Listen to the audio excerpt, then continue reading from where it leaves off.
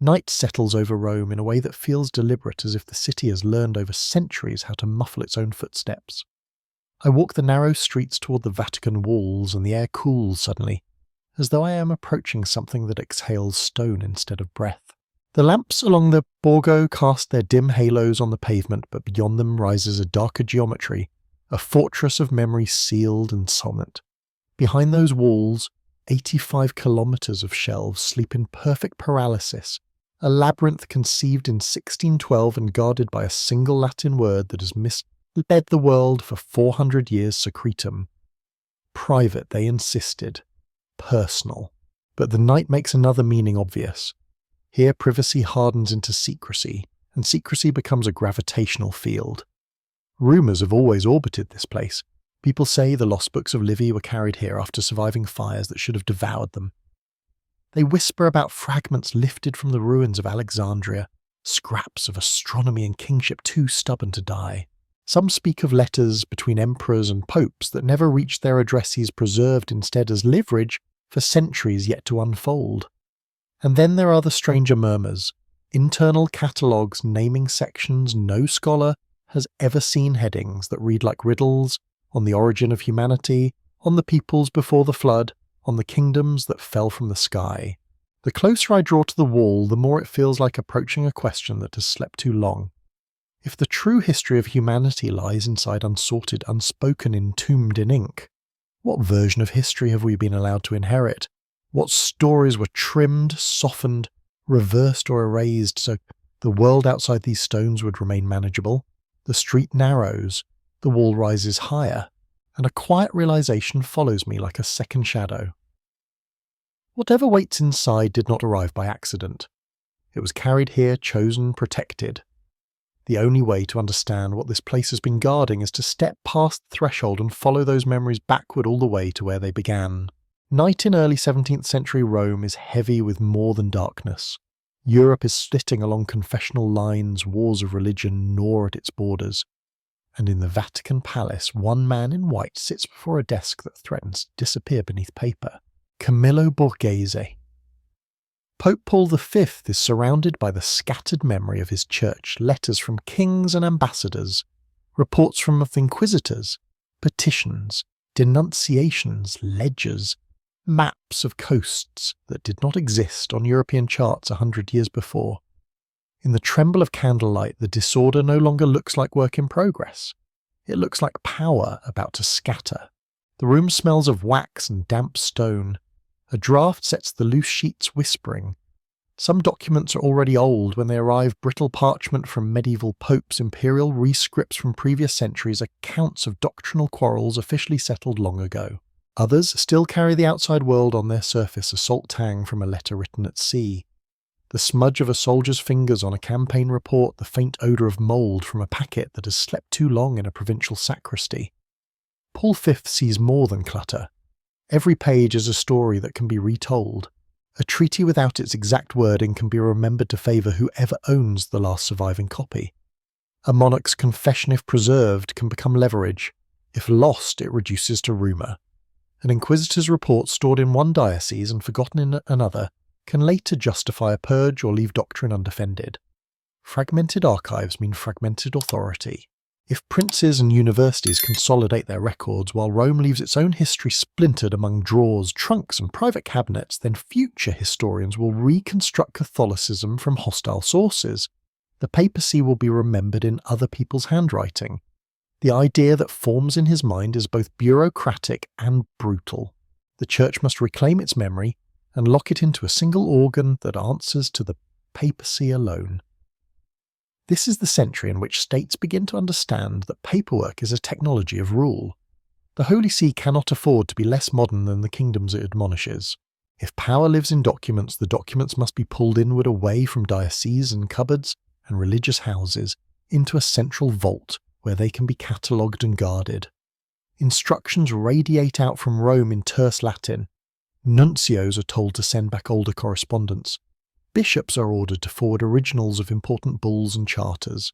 Officials of the Curia are pressed to surrender bundles they have allowed to accumulate in personal boxes. In distant monasteries, abbots are asked to comb their cupboards for papal privileges pertaining to the Apostolic See. Inquisition tribunals, those factories of testimony and fear, are quietly relieved of their more sensitive dossiers. Parchment and paper begin to flow toward the Tiber like a second river. By 1612, the influx requires a body of stone. Rooms within the Vatican are narrowed and hardened, shelves installed in long parallel ranks. Here the church does not paint saints on plaster. It stacks boxes on wood and labels their spines. The structure is given a formal name, Archivum Secretum Apostolicum Vaticanum, the Papal Private Archive. In the Latin of the day, secretum is meant to indicate personal reserve, not scandalous. These are the papers that belong directly to the Pope, not to any particular congregation or order. Yet words do not stay inside their technical meanings. Private in the vocabulary of the Curia shades easily into restricted, then into off-limits, then into what the outside world will simply call secret. Over decades, the archive grows not like a neat library, but like a deposit of sediment. Series pile on, series shelves colonize fresh rooms, basements become extension tunnels of memory. To move along one of the main corridors is to walk through layers of decision and fear, a wall of correspondence with German princes and Spanish kings from the Reformation, a run of dispatches from New Spain, Goa, Manila, Nagasaki, bundles of tight brown Latin, dealing with forgotten jurisdictional quarrels. Almost no one outside the system sees any of it. For more than 2 centuries, the stone brain that Paul V set in motion is used only internally. A small cadre of clerks knows its paths and shelf marks. They retrieve files when the papacy needs to answer a king defender boundary, prove that a controversial privilege has in fact always existed. The rest of the time the shelves sit in controlled darkness, their contents visible only in inventories that are themselves locked away. From within, this feels like prudence. If you let rival powers map your memory, you invite them to weaponize it. From outside, it looks like a black box in the middle of Europe's story. Meanwhile, the world beyond the Vatican walls is learning to treat archives as laboratories of truth. In the new repositories of Paris, Berlin, Vienna historians define their craft by the principle that a fact is what can survive confrontation with documents. Protestants accuse Rome of hoarding records that would vindicate their break. Secular critics picture miles of shelving filled with evidence of papal complicity in tyranny and bloodshed. The very privacy that once protected the Church's authority now seems like an admission of guilt. At the end of the 19th century, Pope Leo XIII faces a mirror image of Paul V's dilemma. His predecessor feared that without a central archive, others would seize control of the narrative. Leo fears that without some openness, the Church will be judged to have no narrative that can withstand inspection. In 1881, he issues a decision that astonishes both critics and loyalists. The Papal Private Archive will admit selected scholars. The doors do not swing wide. Access requires petitions, references, submission to rules. Only certain periods and collections are initially available. Readers sit under watch requesting files, or by precise shelf mark, never wandering freely through the stacks. What is shown allows for more nuanced accounts of papal diplomacy and doctrine. What remains closed grows more tantalizing, its existence now confirmed, but its contents unnamed.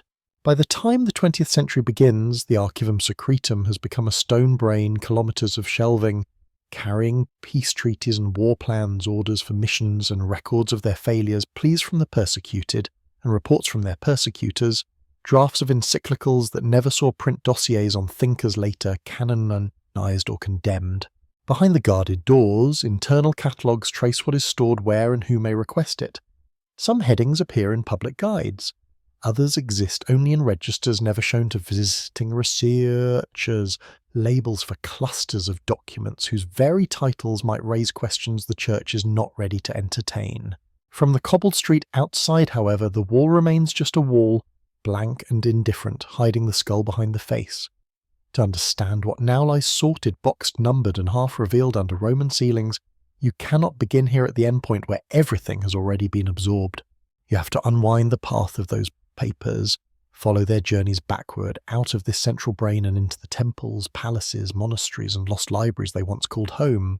Continuing along that unwound path, the papers that now sleep under Roman ceilings begin to shed their boxes and bindings and revert to scrolls, tablets, and the raw substances that once carried the thoughts of empires, clay papyrus, scraped animal skin. An archive looks static, but every document in it is the survivor of a journey. In the first centuries of our era, the Roman Empire treated text as another form of plunder. From Alexandria to Antioch, from Carthage to the temples along the Nile, libraries were empty one roll at a time. Papyrus bearing hymns to Egyptian gods, astronomical tables in Greek philosophical treatises, temple accounts in the looping hands of priests all could be boxed and shipped toward the imperial heart reshelved in Rome in public and private collections. The early Christian community owned almost nothing comparable. Its most precious writings were small and mobile letters passed from hand to hand, codices copied in secret. When the church moved from persecuted sect to favoured faith, it entered a world already saturated with older words. Bishops inherited buildings that had once housed pagan libraries. Some texts were destroyed on principle. Others were kept as ammunition examples of error to be refuted. Many simply lingered in cupboards because no one yet had time or courage to light the fire. Then the world that had gathered those texts began to come apart. Rows decayed. Legions withdrew. Cities shrank into anxious knots of stone. Fires, accidental, deliberate, or the collateral damage of siege ate whatever stood in their way. For every manuscript that survives hundreds must have blackened and collapsed into the soil. And yet not everything vanished. As urban Rome contracted, another network expanded the monasteries. Scattered across Italy, Gaul, Spain, North Africa, and the northern islands, these communities of prayer slowly became communities of copying. A retired official brought his books when he took the habit. A bishop bequeathed a chest of scrolls to a favoured abbey. A noblewoman, anxious for her family's salvation, gave a trunk of inherited manuscripts to the church. In the dim rooms that would become scriptoria, monks sat hunched over wooden desks. They copied what they were told was worth copying scripture. Commentaries, sermons, canon law. But the boundaries were porous. Marginal notes quoted Virgil. Grammatical manuals preserved lines of Plautus. Compilations of useful knowledge smuggled in snippets of pagan geography and cosmology. Sometimes entire works that ought by strict standards to perish were spared because someone found in them a neat formulation, a handy list, a diagram too useful to lose. A figure like Isidore of Seville epitomizes this transitional world. In the 7th century, he set out to compress everything that could be known into a single work, the Etymologies. He quoted classical authors whose own books were already disintegrating. He copied condensed misreads preserved. In trying to tame the inheritance of antiquity for a Christian audience, he unintentionally became an index of what would otherwise vanish. Centuries later, scholars hunting for lost writers would find their names and fragments first in Isidore. When the Vatican acquired manuscripts from old Iberian collections, it was often acquiring texts that survived only because someone like him had once decided they were too useful or too dangerous to forget. Far from Spain, another storehouse of Greek and Roman memory outlived the Western Empire itself, Constantinople, the new Rome. Its emperors still called themselves Roman. Its scholars still read Homer, Euclid, Galen. In palaces and monasteries overlooking the Bosphorus, scribes continued to copy texts that had disappeared everywhere else. All of that changed in 1204 when the Fourth Crusade launched, with the pious aim of reclaiming Jerusalem turned its hunger on Constantinople itself. Latin soldiers breached the walls not as pilgrims but as looters. The city was subjected to a systematic unmaking. Icons were ripped from their frames, relics pried from altars, chalices and candlesticks melted down. Amid this, a different kind of salvage unfolded. Latin clerics more literate than most of the men-at-arms recognised that the shelves, now being ransacked, held a form of wealth their companions barely understood. They tore jewelled covers from gospel books and stuffed the naked texts into sacks. Some monks, seeing that resistance was futile, bartered survival with books pressing volumes into foreign hands in the hope that if nothing else the words would live elsewhere. On the quays amid barrels of spice and bales of silk, crates of manuscripts were nailed shut and marked in haste. They moved first to Venice, then to Western churches and houses that suddenly found themselves in possession of Byzantine treasures. Over decades and centuries, some of these codices would take yet another journey, donated or sold, traded or confiscated, until they too passed under the shadow of St. Peter's Dome. When a volume of a Greek historian or theologian finally arrived in Rome, it often carried the memory of that earlier trauma within its binding, a scar where a jewelled cover had been torn away, a note in Latin squeezed beside an older Greek ex libris. When people imagine the church and her books, they tend to picture bonfires, missionaries, burning idols, and scrolls reformers and counter-reformers turning printed pages into ash. They consumed untold libraries. But alongside the ashes runs this slower, less dramatic story of absorption. In every century, the church was also a collector. It took custody of texts it intended to refute, of treatises. It wanted to quarantine of philosophical and scientific works it did not yet know how to classify. The line between preservation and suppression narrowed down to a simple question: who controlled the key to the room where the books were kept? By the time papal officials in the early modern period began to gather older manuscripts into the nucleus of what would become the Vatican's private archive, much of what they handled was not purely Christian in origin. A parchment copied by a monk in the 9th century might contain on its palimpsest surface the overwritten ghost of a Roman legal code. A commentary on scripture might preserve in a digression about animals a fragment of an Alexandrian natural history now lost. A codex shipped from a monastic library in the wake of some later reform might carry tucked between more respectable texts a treatise on cosmology that still smelled faintly of the incense that once burned in a pagan hall. Seen from this angle, the Vatican is not just a vault of papal decisions. It is the endpoint of a long drift in which the detritus of temples, academies, and imperial chancelleries gradually comes to rest under Christian roofs. A clerk retrieving a file in the modern archive may think he is handling only the memory of a 19th century concordat, but the shelf on which that box sits exists because centuries earlier monks and bishops chose to rescue bundles of older, suspect writings from total oblivion. Which raises a more pointed question. If so much of the non-Christian past has quietly flowed into this stone brain, text from Egypt, from Greece, from Babylon, from Constantinople, what happens when the stories they tell about gods, worlds, and beginnings press up against the official story the Church tells about creation and flood and providence? As those older currents of knowledge touch the Christian shoreline, a particular tension appears. Some texts can be folded into the story the Church already tells philosophers, glimpsing from a distance truths later clarified by revelation. Historians whose dates can be coaxed into line with biblical genealogies. Others do not fit at all. They speak of ages before the world, as Genesis describes it, of floods that are not Noah's, of cycles of destruction and renewal that make salvation history look like only one act in a much older play. Among the most haunting of these, at least in the European imagination, are the Sibylline books. Long before Christianity, the Romans believed that certain women sibyls spoke the thoughts of gods in riddling verse. A set of these oracles, tradition says, came into the possession of the early kings of Rome and was stored in the great temple of Jupiter on the Capitoline Hill. They were consulted only in moments of collective panic, strange lights in the sky, omens in the entrails of sacrificed animals, as plagues that would not lift.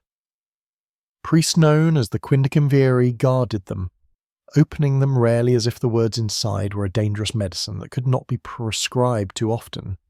Those original Sibylline books did not survive. The temple burned more than once, and with it, so the official story goes, the prophetic rolls turned to smoke. Yet for centuries afterward, writers spoke of copies of collections of Sibylline verse that circulated on the margins of empire. By late antiquity, some Christian authors were quoting the Sibyls as reluctant allies, claiming that in their obscure lines these pagan voices had unknowingly foretold the coming of Christ and a final judgment. In their hands, the Sibyl became almost a proto-Christian prophet, a way of saying that even the oracles of the old gods had been forced to acknowledge the gospel. But that comforting move raises an uncomfortable possibility. If Christians had access only to scraps of a much larger Sibylline corpus, what lay in the parts they did not quote? If somewhere there existed longer sequences of oracles that described worlds before the biblical world disasters, not recorded in Genesis or cycles of creation and annihilation, for which there was no room in church chronology, what then? Rumour steps into that blank space. Medieval chroniclers and early modern collectors began to hint that after the destruction of the temple, rival sets of Sibylline sayings were quietly gathered and stored in the churches. Some were said to have travelled from Constantinople or from the archives of old Italian families into the papal orbit. A few stories go further still. They imagine a plain chest in a Vatican strong room holding not excerpts but whole rolls of Sibylline verse, judged too theologically volatile to circulate but too historically charged to burn. No inventory confirmed such a chest. Yet the rumour persists, and with it a certain image of the Vatican, seated above prophetic texts older than its own scriptures, constantly measuring how much of that deep past the present can safely see. A similar aura clings to another symbol of lost knowledge, the Library of Alexandria. The reality was messy, a cluster of collections that waxed and waned, burned and were rebuilt, but what endures in the collective imagination is simpler corridors of shelves stretching out of sight, scrolls drawn from Egypt, Mesopotamia, India, the Greek cities containing much of what the ancient world thought it knew. When people ask where that knowledge went, their questions often bend almost automatically toward Rome. No catalogue labelled Alexandrian Survivals appears in any public guide to the Vatican archives. Yet in the letters of early modern churchmen there are hints of a quieter pursuit. Papal agents were told to watch for unusual papyri for scientific treatises, with no obvious pedigree for temple texts converted into private property when old cults died. One oft-told story impossible to verify but striking in its detail describes a scroll bought somewhere along the eastern Mediterranean by a learned bishop in the 17th century. The papyrus, already torn at the edges, supposedly contained astronomical tables listing alongside the visible planets, two bodies not recognised by classical astronomy, as well as a chronology of rulers over a land that no later atlas could place, a land said to have sunk beneath the sea after a sequence of world floods. What we can see more clearly is the habit that would govern the next step. Rome by then had learned to draw such anomalies inward, rather than leave them drifting in private hands. Reports of curious papyri from Egypt of temple inscriptions copied before Christian iconoclasts wiped the walls clean of local priests preserving lists of kings said to have ruled before the waters. All of these, if taken seriously, would eventually pass through the hands of churchmen trained to evaluate and file. A parish priest was instructed to send the original to Rome for examination. He wrapped it, sealed it, entrusted it to a ship's captain. At the other end, in some clerical office near the Tiber, a scribe opened the packet, noted its provenance, assigned it a shelf mark. After that, the trail usually stops at a line in an old register. Missionaries along the Nile and in the Levant wrote home about villagers who recited king lists stretching beyond any recognised pharaoh, or about stone stelae, describing reigns that ended not in death or defeat, but in the time before the great waters. Antiquarians attached to embassies sent sketches of reliefs and inscriptions that hinted at cycles of destruction and renewal far older than the biblical chronology allowed. Their reports are cautious, full of hedging phrases, but a nervous undertone runs through them. If all this is mere folklore, it can be dismissed. If it is garbled memory, the story of the world is longer and stranger than the catechism admits. Sometimes the unease surfaces on the page itself. Marginal notes in Latin written beside copied Egyptian or Mesopotamian material betray readers who are both fascinated and alarmed. A scribe underlines a line about ages before men and glosses it as fictions of the Gentiles, yet the line remains in his transcript. Another sets down a list of antediluvian kings whose combined reigns stretch into spans that make human lives feel microscopic, then comments that it is contrary to our chronology without daring to omit a single name. The archivist's instinct to preserve what is old pulls one way. The theologian's need for coherence pulls the other. Over time, fragments of these non-biblical timelines accumulate. They never form a neat dossier labelled Alternative Histories of the World. They are scattered through missionary correspondence, antiquarian notebooks, appendices to treatises, filed for entirely different reasons. Their dispersal makes them hard to reconstruct. Yet for anyone convinced that such a web exists, the Vatican becomes the likeliest place where its threads, however thin and misfiled, still meet. Imagined this way, the archive is a dormitory of competing chronologies. On one shelf lies a commentary affirming that the world is a few thousand years old, its epochs neatly divided by creation, fall and flood. Not far away rests a transcript of a Babylonian tablet recounting pre-flood kings whose combined reigns run into hundreds of thousands of years. Elsewhere, a box holds a missionary's report of an Egyptian priest reciting dynasties from before the inundation, alongside a speculative essay quickly condemned that tries to reconcile geological evidence of ancient seas with the biblical deluge. None of this requires a secret society plotting to deceive the faithful. It requires only that for centuries the Church has been unable to stop collecting information, even when that information threatens to complicate the story it tells about beginnings and endings. The result is an archive that does not merely support the official timeline, but but quietly, almost accidentally preserves rival versions of it. Strange genealogies, alien skies, memories of floods not found in Genesis. And if that is already true for texts drawn from outside the Christian world, what happens when the discordant voices are not pagan prophets or temple priests, but Christians themselves, writing gospels and visions that speak the language of faith while tracing a very different map of salvation? There is a peculiar kind of violence in deciding which stories are allowed to be told in public and which must survive in the dark. Where is that more obvious than in the way Christianity ended up with 4 official gospels? Today they feel inevitable, printed together in every New Testament, as if they had always been the only options. But in the centuries after Jesus' death, the landscape was not a tidy book with 4 portraits. It was a crowded sky of competing stars, communities scattered around the Mediterranean whispering different answers to the same question, who was he? If you could stand in that world in the 2nd century and listen, the sound would not be a single doctrine but a layered murmur.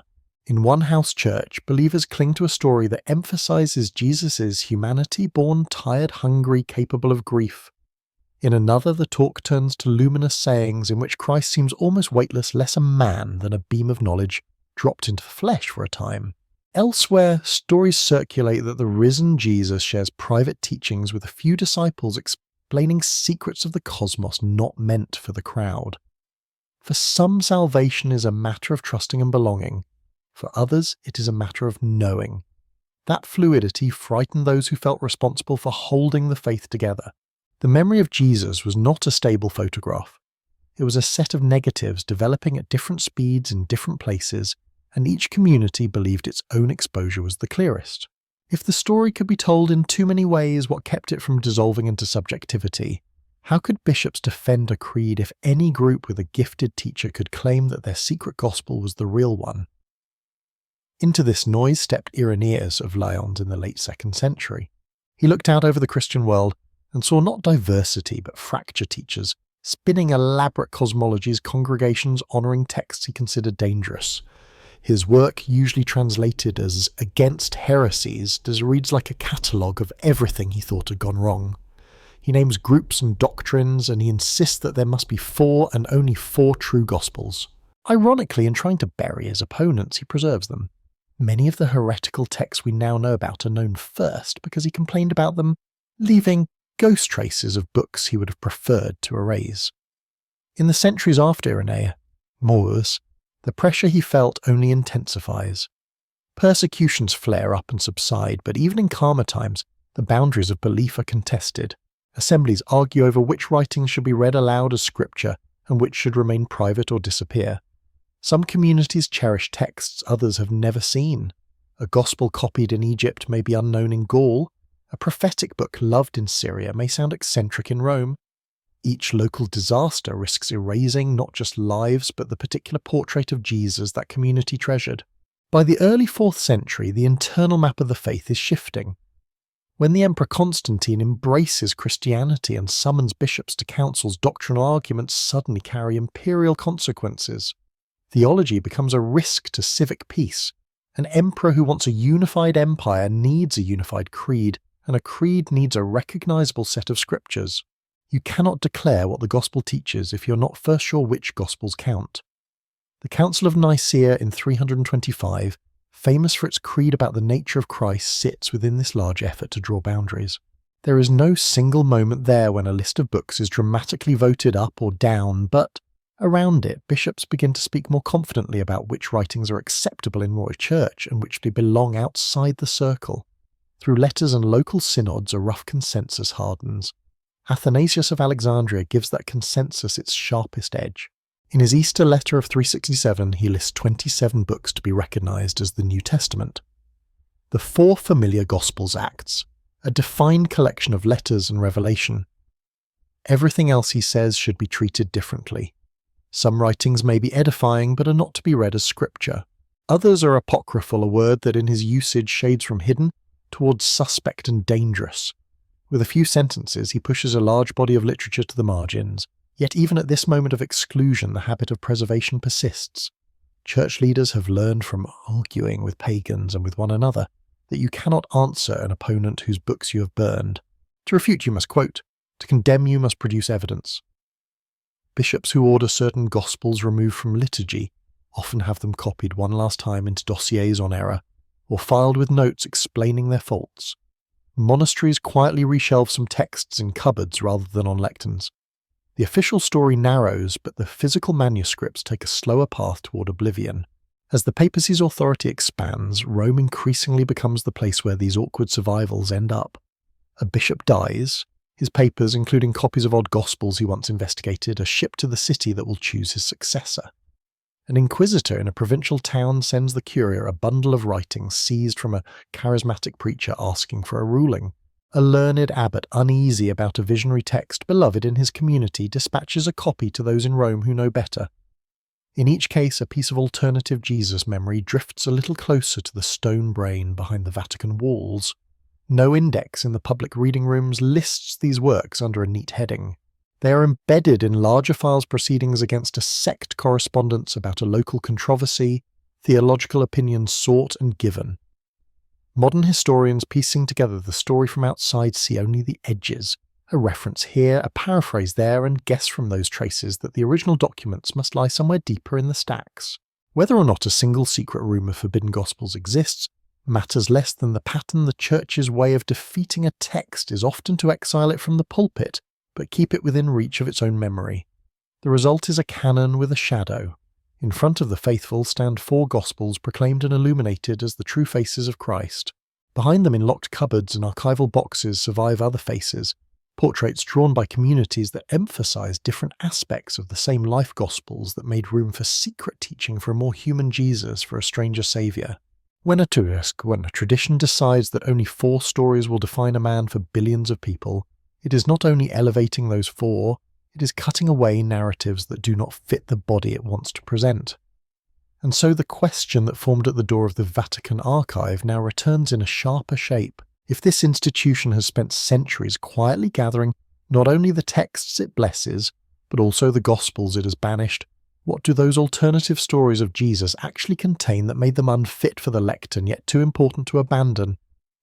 Once you realise that the canon has a shadow, it is hard not to imagine some faceless clerk or cautious theologian walking down a corridor in the Vatican opening a box and finding not one forbidden Gospel but a whole cast of excluded characters waiting in the dark. The official Gospels are familiar portraits leaned in a bright chapel. These others feel more like police sketches filed in a back office, each one capturing a different angle of the same face. The first file that tends to surface in modern memory is the one labelled Thomas. The Gospel that bears his name does not tell the story of Jesus at all in the way the 4 canonicals do.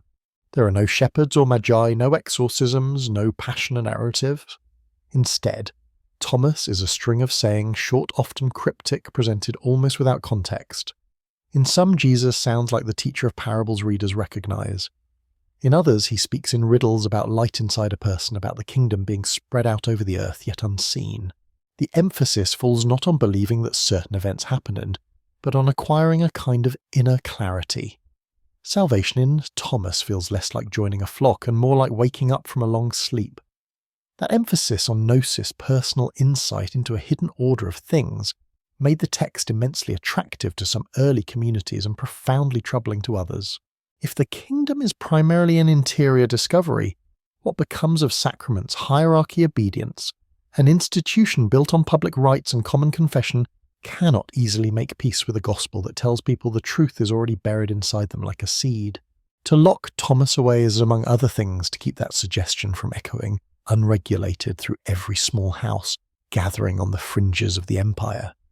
Open another folder and a different discomfort emerges. The Gospel of Mary preserved in damaged copies that leave us painfully aware of how much is missing places Mary Magdalene at the centre of scenes usually dominated by male disciples. After Jesus' departure, she is the one who understands and articulates his teaching. In some passages, she comforts and corrects the others when they falter. The text gives her not the role of penitent sinner that medieval imagination later assigned, but that of a confidant and interpreter, someone to whom Christ has entrusted words he has not shared with the rest. It is difficult to overstate how threatening that image can be to a system that later built so much of its authority on an unbroken chain of male leadership.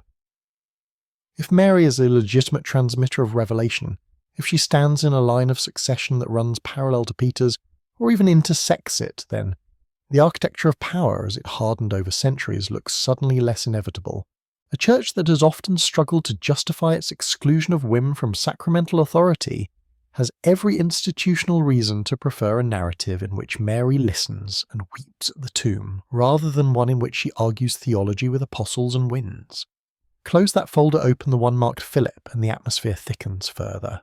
The Gospel of Philip is a patchwork of sacramental reflections and mystical aphorisms, but it is famous or notorious for hints that Jesus and Mary shared a closeness more intimate than the canonical texts explicitly admit.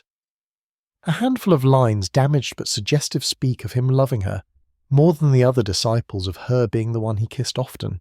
Later readers hungry for scandal or romance have poured fantasies into those gaps. For the early church, the problem was slightly different. A Christ too entangled in particular human affection risks being pulled away from the transparent archetype of priest and sacrifice into something messier and more humanly entangled. More human, more relational, more complicated. All the qualities that make these texts feel alive also make them hard to integrate into a doctrinal edifice that wants the figure at its centre to be both fully human and in practice a little less entangled than the rest of us.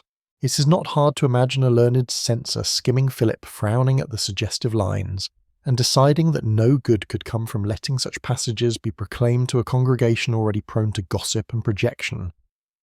Then there is the dossier that overturns one of the most entrenched roles in Christian storytelling, the Gospel of Judas. When a modern copy surfaced and was reconstructed, it shocked even scholars inured to surprises.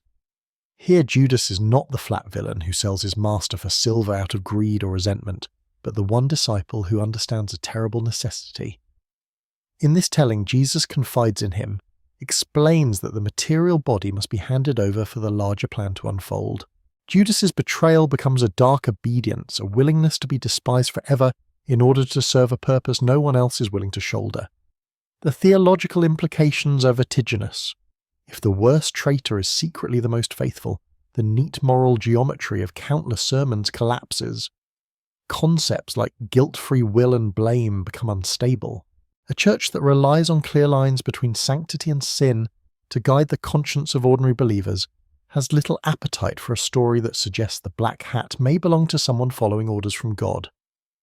Better to file Judas's rehabilitation under error and keep it within reach only for those trained to handle paradox without letting it spill into the pews. Still another gospel associated, in varying degrees with the name Barnabas, complicates things in a different direction. In versions cherished in some Islamic circles, Jesus appears primarily as a prophet exalted, inspired as a messenger of God, but not the incarnate Son in the way Nicene theology insists. Narratives align more easily with Quranic perspectives than with Christian dogma. The mere existence of such a text surfacing in the debates of later centuries places the Vatican in an awkward position. Denounce it and you harden interfaith lines. Acknowledge that any early form of it might have circulated within Christian communities, and you open the door to a past in which beliefs were less neatly separated than later apologetics would prefer. Then there are the truly elusive figures present only in shards and second-hand testimony. Patristic writers mention a Gospel of Eve used by certain fringe groups associating it with speculative cosmologies and transgressive rites. Almost nothing of the actual text survives in public collections. What we have are quotations framed as warnings. But even those fragments suggest a Christian imagination willing to revisit the primal female figure of Genesis, not merely as the origin of sin, but as a bearer of esoteric insight. In some modern retellings of the rumour, scholars whisper that a more substantial portion of Eve's Gospel may lurk in an uncatalogued folder, in some ecclesiastical archive held back not because its doctrine is persuasive, but because its very existence unsettles too many certainties about who was allowed to speak in the early church. A similar haze surrounds Ethiopian traditions about Jesus' movements after the resurrection. There, in some threads of local lore and text, he does not simply ascend and vanish from the narrative, but travels eastward, leaving teachings and communities beyond the horizon of Roman power. The idea that Christ might have walked in lands that never appear in Western scriptures, that there are branches of the story rooted in soil the Vatican did not originally oversee, is a quiet but potent challenge to centralized memory. Stories circulate of manuscripts found in Highland monasteries carrying hints of such journeys, and of copies or translations sent to Rome for evaluation that never found their way back. Taken together, these Gospels and fragments do more than offer alternative plot points. They rearrange the emotional geometry of the faith. If Thomas is right, salvation is less about external obedience and more about interior awakening. If Mary's Gospel had been enthroned alongside those of Matthew, Mark, Luke, and John, the symbolic exclusion of women from the council table of theology would have been much harder to stage. If Philip's hints of intimacy had been canonized, the Church might have been forced to confront earlier, and more honestly, the implications of a Christ fully immersed in human attachment. If Judas's rehabilitation had been preached from pulpits, the reflex to divide the world into pure heroes and pure villains might have been weakened at the root. If Barnabas's portrait of Jesus as prophet had been allowed a seat at the table, the later trench lines between Christianity and Islam could not have been drawn in quite the same way. And hovering on the edge of all this is the Vatican not as a cartoon villain shredding pages in a torchlit basement, but as an institution whose instinct has long been to keep the materials of deviation close. To condemn them, yes, to instruct against them, but also to store them, annotate them, revisit them when new disputes arise. Somewhere in the stone brain of the archives, you can imagine folders that once lay on inquisitors' desks containing copies of these Gospels marked with condemnations in red ink. They were not considered fit for the ears of the many, yet they were never entirely silenced. Their sentences still move under the dust, all of which leads to a disquieting realization. What looks from the outside like one stable story about Jesus rests on top of a whole stratum of contested narrative, voices that were muted but not erased. The mechanism that selected 4 Gospels for the lectern is the same mechanism that decided to keep these others in the background as objects of study warning or quiet fascination. And if that selection process could shape the memory of a single life so profoundly, what might it have done to the Church's understanding of everything else? It encountered philosophies, sciences, even descriptions of the physical universe. Once you lay those files side by side, the sayings of Thomas, the fierce calm of Mary, the paradox of Judas, the intimate hints in Philip, the prophetic tones of Barnabas, the ghost of Eve, a deeper pattern appears. They are not just alternate anecdotes about Jesus. They smuggle in a different engine for salvation.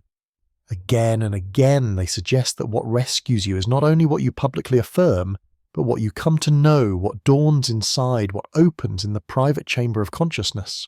In their worlds, a person is not saved simply by standing inside the right building or repeating the right creed, but by undergoing a shift of perception that no one else can perform on their behalf.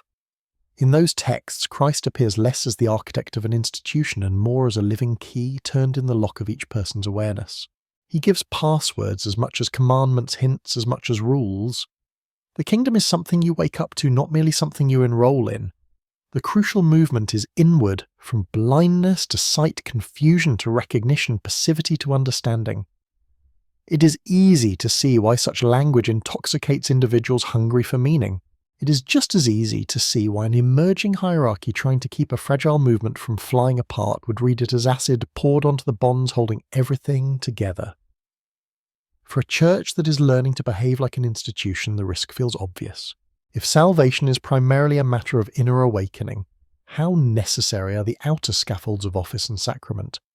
If the decisive moment is a flash of recognition, an interior aha, then bishops' councils, even creeds begin to look like commentaries at best and distractions at worst. Authority shifts almost perceptibly from the man at the altar to the experience of the one kneeling before it. That does not make structures meaningless, but it forces them to prove again and again that they are conduits rather than obstacles to the light they claim to mediate. Seen from the desks of early bishops, this is not a philosophical puzzle, but a survival problem. They are trying to hold together communities scattered across languages and continents already tugged at by competing cosmologies and charismatic teachers. They have watched gifted preachers claim visions, gather followers, and reinterpret scripture in ways that pull people out of the shared orbit of the church. Against that backdrop, a gospel that whispers to every reader that they can and must find truth inside themselves sounds less like empowerment and more like an invitation to centrifugal chaos.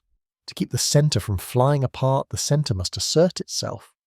The Canon therefore settles on a different emphasis. The 4 accepted Gospels do not deny experience, but they tie it tightly to story and sacrament. They present a Jesus whose words are mediated through communities whose presence is carried forward in shared rites, whose memory is stabilized by being read aloud in public. The Church steps forward as guardian of that story and authorized interpreter of its meaning. Salvation becomes in practice not just an encounter, but a belonging to the flock, to the teaching office, to the visible structure. Over time, that belonging hardens into a particular virtue-obedient faith. To believe in this configuration is to trust the Church's telling of the story, to accept its creeds as the correct distillation of Scripture, to submit private insights to public doctrine. There is a genuine pastoral logic here. Not everyone has leisure or training to wrestle with metaphysics. A shared simple confession can hold a village together more reliably than encouraging each farmer and fishwife to reinvent cosmology for themselves. But as obedient faith climbs to the top of the hierarchy of spiritual qualities, something else is quietly pushed down the stairs. The suspicion that inner knowledge might sometimes contradict outer authority. You can feel the shift in how words like knowledge and secret begin to taste. Gnosis stops being a neutral term for understanding and becomes the badge of dangerous sects. Mystical experience is carefully fenced, reported to directors, interpreted so that it reinforces established teaching rather than generating new angles on it. The line between holy insight and proud heresy is drawn not by the encounter itself, but by whether it can be slotted into the existing framework without rearranging the furniture. Once that reflex is in place, once the community learns, almost at the level of instinct, to distrust any revelation that threatens to bypass its normal channels, the strategy it uses on Gospels about Jesus becomes available for dealing with everything else. And everything else is about to arrive. In the centuries to come, reality will intrude in more unsettling ways than stray texts from long-dead sects. Observations of the heavens, experiments with falling bodies, and light new maps of the world and its peoples. These too are stories, proposals about how things are. They come not from prophets, but from craftsmen, sailors, instrument makers. They demand no faith at all, yet they possess a stubborn, repeatable authority of their own. A planet wanders in a way the old system cannot predict. A ship rounds a cape thought impassable. A lens reveals moons turning around a planet supposed to circle us. For a church that has learned to treat unauthorized narratives about Jesus as threats to be examined, condemned, and filed, what happens when the unauthorized narrative is not about Christ at all, but about the structure of the universe in which his story is set? Nothing makes that tension sharper than the slow unmaking of the old comforting picture of the cosmos. For centuries it had seemed natural to imagine the Earth fixed at the center, wrapped in concentric spheres, bearing sun, moon, and his stars like lamps hung for human benefit. That geometry matched a moral diagram humans at the focus of creation watched from just beyond the outermost heaven by a God whose gaze never wandered. When lenses and measurements begin to say otherwise, that the earth moves, that the heavens are landscapes rather than painted ceilings, that disruption is not merely technical, it reaches into sermons, prayers, and paintings. It threatens to turn a carefully curated stage, set into just one corner of a much larger indifferent theatre. And if a church that once locked away Gospels for making people trust their own inner vision is now confronted by instruments that force everyone to see differently, how will it respond when the unsettling messenger is not a mystic or a heretic, but a telescope pointed at the night sky? There are moments when an institution does not merely disagree with an idea, but puts it on trial, as if the thought itself were a criminal. In such moments the courtroom becomes a kind of altar, and the witness stand becomes a telescope turned backwards not to study the heavens, but to interrogate the person who dared to look at them. In the early 17th century, two men stood in that light, one with lenses that made the sky misbehave, the other with a mind that refused to accept any wall around the universe. Their names were Galileo Galilei and Giordano Bruno, and somewhere in the stone brain of the Vatican, their examinations still lie in ink and dust.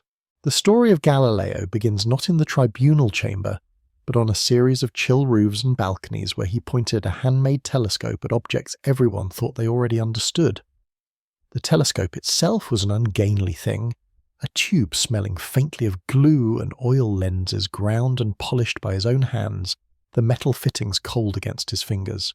When he lifted it to his eye and steadied his breath, the moon ceased to be the flawless lamp theology had preferred, and resolved into mountains, craters, and shadows that shifted as days passed Imperfection changed geography qualities of a world, not a pure heavenly sphere. Then Jupiter swam into view. Night after night, Galileo watched small points of light beside the planet change position, disappearing behind it, reappearing on the other side. The realization must have come in a slow, almost physical way. These were moons, bodies circling something other than the Earth. The neat geocentric picture in which all motion danced around the human stage cracked under the pressure of those little lights, moving with mechanical indifference to human opinion. Venus too betrayed the old model, passing through phases that only made sense if it circled the sun. Each observation delivered the same verdict: the universe did not correspond to the diagrams inherited from antiquity, nor to the sermons that used those diagrams as metaphors of moral order. For Galileo, these nights of watching were intoxicating, but they were not innocent. He lived in a world where the Church claimed not only to interpret Scripture, but to offer the correct reading of creation itself. To find a mismatch between what one saw in the eyepiece and what was assumed in the schools was to tug at a thread connecting cosmology, theology, and authority. The more threads he pulled, the more the tapestry shifted. Eventually, the places where it no longer lined up were too obvious to ignore. Giordano Bruno moved in a different orbit. He did not have Galileo's careful records of observations, but he had an imagination that refused to halt at any boundary the inherited cosmos offered. For him, the idea of a finite universe with a fixed stellar shell was not simply wrong. It was an insult to the infinity of the divine. If God was without limit, how could creation be bounded? He pictured endless space populated by innumerable suns, each with its own worlds, each potentially home to beings who, like humanity, reflected aspects of the Creator. Where theology had once used the stars as a backdrop for a single drama centered on Earth, Bruno saw the heavens as a living crowd full of other stages, other stories. This vision was too wide even for many of his contemporaries who had no particular loyalty to geocentrism. An infinite universe filled with inhabited worlds threatened to flatten the uniqueness of the Incarnation, to reframe Christ not as the singular pivot of cosmic history, but as one event among many. It also relativized the Church's jurisdiction in a way no institution could welcome. How do you speak of one flock and one shepherd, one visible structure of salvation, when the sky itself suggests countless flocks, under countless suns? Both men in different ways forced a confrontation between new ways of seeing and old claims, to regulate the meaning of what was seen. That confrontation did not take place in open dialogue, but in the procedural theatre of ecclesiastical courts. In 1600, Bruno's journey ended at the stake in Rome. The night before his execution, the Campo dei Fiori would have lain in the usual pre-dawn shadows. Market stalls dismantled, the smell of vegetables and smoke lingering in the air. Somewhere nearby he sat in a cell, the rough plaster cold against his back, the iron of his chains biting his skin. Above him the sky that had fed his imagination stretched indifferent and unbounded stars, pricking the darkness like distant unreachable cities. He held to his convictions with a stubbornness that the record, even filtered through hostile pens, reluctantly acknowledges. For him to shrink the universe back to a finite dome would have been a worse death than the one waiting at the square. When the morning came, the wood was stacked, the crowd assembled, and Bruno's body was made into a warning. What survives on paper are the formulas, the sentence, the note that he was obstinate, the record of handing him over to the secular arm. Somewhere perhaps in the Vatican's holdings lie the more detailed minutes, questions posed, answers written down marginalia by theologians who read his works and underlined what they considered intolerable. In those lines one might see the precise places where his infinite universe collided with finite patience. 3 decades later, in 1633, Galileo stood before the Holy Office in a different Rome. He was not a wandering speculative philosopher, but a respected mathematician, long entangled with patrons in the Church, praised when his work seemed to support faith, scrutinized when it threatened to outrun established doctrine. By then he had already been cautioned once about heliocentrism. His later writings, especially the dialogue in which defenders of the old system did not come off well, convinced his opponents that gentle warning had not been enough. The trial records as we know them read in an oddly calm tone. They are the language of officials annotating a problem case, not of men shouting. Yet behind that formality a psychological drama unfolds. Galileo was old, in poor health, dependent on the goodwill of precisely those institutions he had challenged. He knew the fate that had met Bruno. He also knew that he possessed something his judges did not, the memory of what he had seen when he let his eye and his instrument dictate terms to ancient theory. Inside him lived experience of the moving earth pressed against the demand to affirm in words that it remained still. The moment when he was required to abjure his heliocentric convictions is often imagined as a line of text on a page, a formula recited in a hall, but for him it must have been a splitting of the self. One part the public would sign and speak what the court demanded. Another part, private and stubborn, would continue to orbit the sun in his imagination no matter what his lips formed. The machinery of the church required a verbal submission. The machinery of the cosmos did not care. In that gap, something of the old tension between inner knowledge and obedient faith resurfaced this time not in a hidden gospel, but in the conscience of a scientist. When the proceedings ended, Galileo's sentence was comparatively mild next to Bruno's confinement penances, prohibition of teaching the doctrine he had championed. His body was spared the stake, but his work was placed under ban, and the church's stance was clear. Where Bruno had suggested too many worlds, Galileo had suggested the wrong centre. Both in different registers had allowed observation and reasoning to slide into places the authorities considered their own. The cosmos was being redrawn, and the church responded by trying to redraw the permissible boundaries of thought. Today, visitors to Rome can stand in Campo dei Fiori under a bronze statue of Bruno, or in churches where Galileo once worshipped and feel the weight of those trials as episodes in a larger story about science and religion. But inside the Vatican, the story exists in another form as well. Protocols of interrogation, expert opinions on books, memos between cardinals, later commissions revisiting the cases. These documents stored on shelves or in bound volumes are the sediment of the moment when the universe itself was called to account. Somewhere in that sediment lie not only the official verdicts but also quieter voices, a sympathetic note from a cardinal who admired Galileo's skill, a marginal question mark scrawled beside Bruno's most daring lines, a confidential report warning that suppressing a doctrine does not erase its observational basis. Gathered together, these papers show that what appeared in public as unanimous condemnation was in private riven with unease. If the Vatican's archive is a stone brain, these trials are like the memories of two particularly vivid dreams stored in its folds. One in which an infinite universe was too large to be tolerated, another in which a moving earth was too destabilizing to admit. And if such energy was spent disciplining two men, their books and their telescopes, what did the church do with the countless other texts and ideas that seemed in quieter ways to threaten its map of reality, not through single spectacular trials, but through a steady, dangerous accumulation of printed pages? If the trials of Bruno and Galileo were spectacular eruptions, the index was the slow, steady climate that made such eruptions possible. 4 centuries of reading rooms, a river of books, flowing past men whose job was to decide which pages were safe for Christian eyes and which had to be fenced off. The year is 1559 when the first official list appears at a moment when Europe is already torn along confessional lines. The printing press has turned ideas into contagion once a book is in the world. Copies multiply faster than any edict.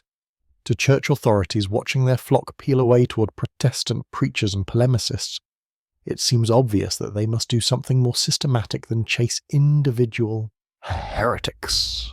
They need a catalogue of danger and instrument that can tell every bishop and confessor which authors are off limits. Over time, that instrument comes to be known as the Index Librorum Prohibitorum, the list of prohibited books. The title sounds dry until you look at the names it slowly accumulates. Martin Luther, whose theses helped ignite the Reformation. Descartes, whose method of doubt threatens to relocate certainty from the church to the solitary thinking self. Rousseau and Voltaire, evangelists of a secular gospel of reason and autonomy. Copernicus and Galileo, whose celestial diagrams and dialogues unsettle the old cosmic order. Alongside these, a mass of lesser-known theologians, natural philosophers, novelists and poets, condemned for skepticism, magic politics, or simply for wandering too far from the approved line. Somewhere in a Roman office or in a diocesan palace far from the centre sits the kind of man the index depends on. He is a priest or friar, literate and cautious, asked to read a suspicious book and render a judgment. The volume lies on his table, its pages smelling of oil ink and dust from the press. As he turns the leaves, he marks the margins with small symbols here. A passage that seems harmless. There a line undercutting the authority of councils here. A paragraph that encourages private judgment over obedience there. A scene whose sensuality he fears will pull minds away from chastity. He is not merely evaluating arguments. He is trying to predict how sentences will behave once they escape into the heads of merchants and students. At the end of his report, he must recommend allow, correct, or prohibit.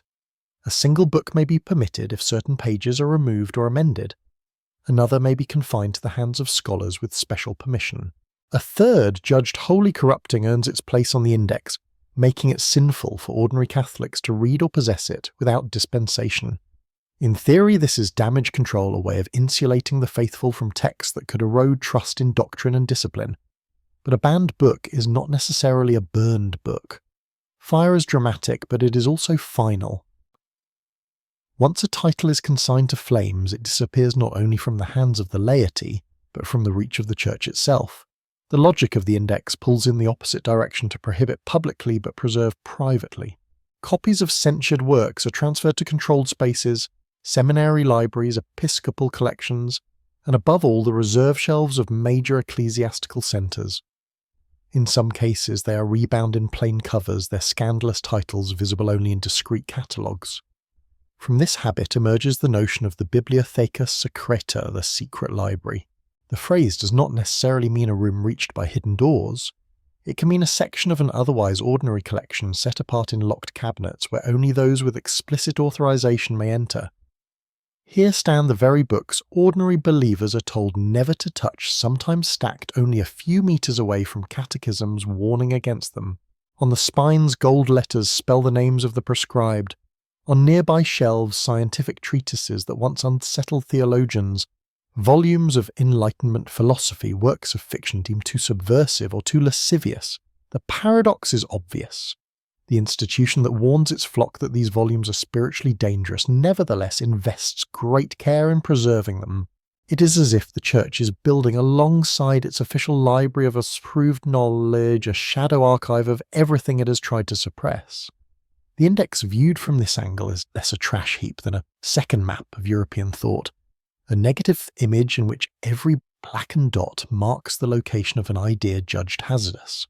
In the Vatican's holdings, complete runs of this list sit on shelves, their bindings aging from crisp vellum to cracked leather to thin mass-produced paper. Nearby, in deeper stacks, lie some of the objects of their attention.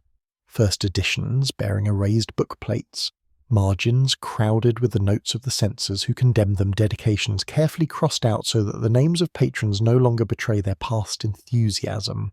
To handle such a volume is to feel the layering of responses, the courage of the writer, the excitement of early readers, the tightening grip of institutions. Not every banned work ended up here.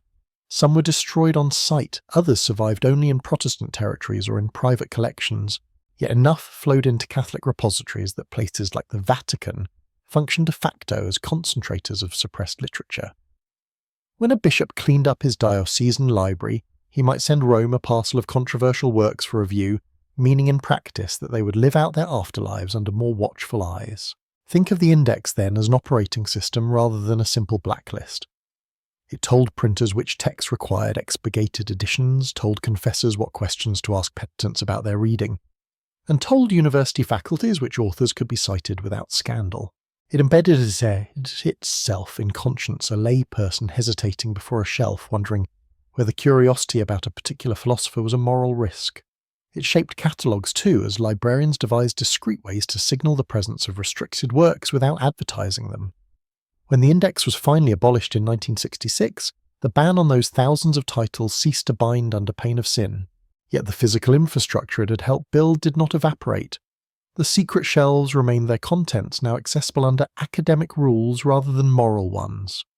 The long habit of handling certain ideas with tongs of separating them from the general mental diet of the faithful left grooves in the institutional mind. For 4 centuries, the Church had trained itself to respond to unsettling texts, not only by arguing with them, but by spatially relocating them out of open circulation and into rooms that required keys. And it is in those rooms that another kind of problem waits. On the same shelves where banned philosophers and novelists came to rest, other stranger works also gathered treatises on alchemy. Manuscripts of experimental medicine, notebooks of inventors whose machines seemed to arrive ahead of their time. In the penumbra between superstition and science, between sacrilege and genuine discovery, the logic of prohibition had to stretch even further, and the decisions about what to hide, what to tolerate, and what to quietly encourage became far less straightforward. Step into one of those controlled rooms, and the logic of prohibition feels different from the courtroom drama of famous heresy trials. There is no crowd here, no public sentence, only shelves and the faint chemical smell of paper slowly aging. On one table lies a philosopher's condemned treatise, on another a manuscript whose threat is more ambiguous, not an argument against dogma, but a set of instructions. If the index was built to cordon off ideas, these pages are about techniques, heating, distilling, cutting, stitching, belonging to the twilight between science and sorcery. Imagine a small laboratory attached to a medieval monastery or university. The room is low-ceilinged, the air thick with vinegar herbs and coal. Clay retorts sit over a charcoal fire. Glass vessels rare and precious catch the flickering light. A friar in a stained habit moves carefully among these objects, lips silently forming prayers as he pours a hot liquid from one vessel to another. He knows that in some sermons, such work is denounced as vain curiosity or even diabolical meddling. He also knows that a tincture distilled in this room might ease a fever that would otherwise kill.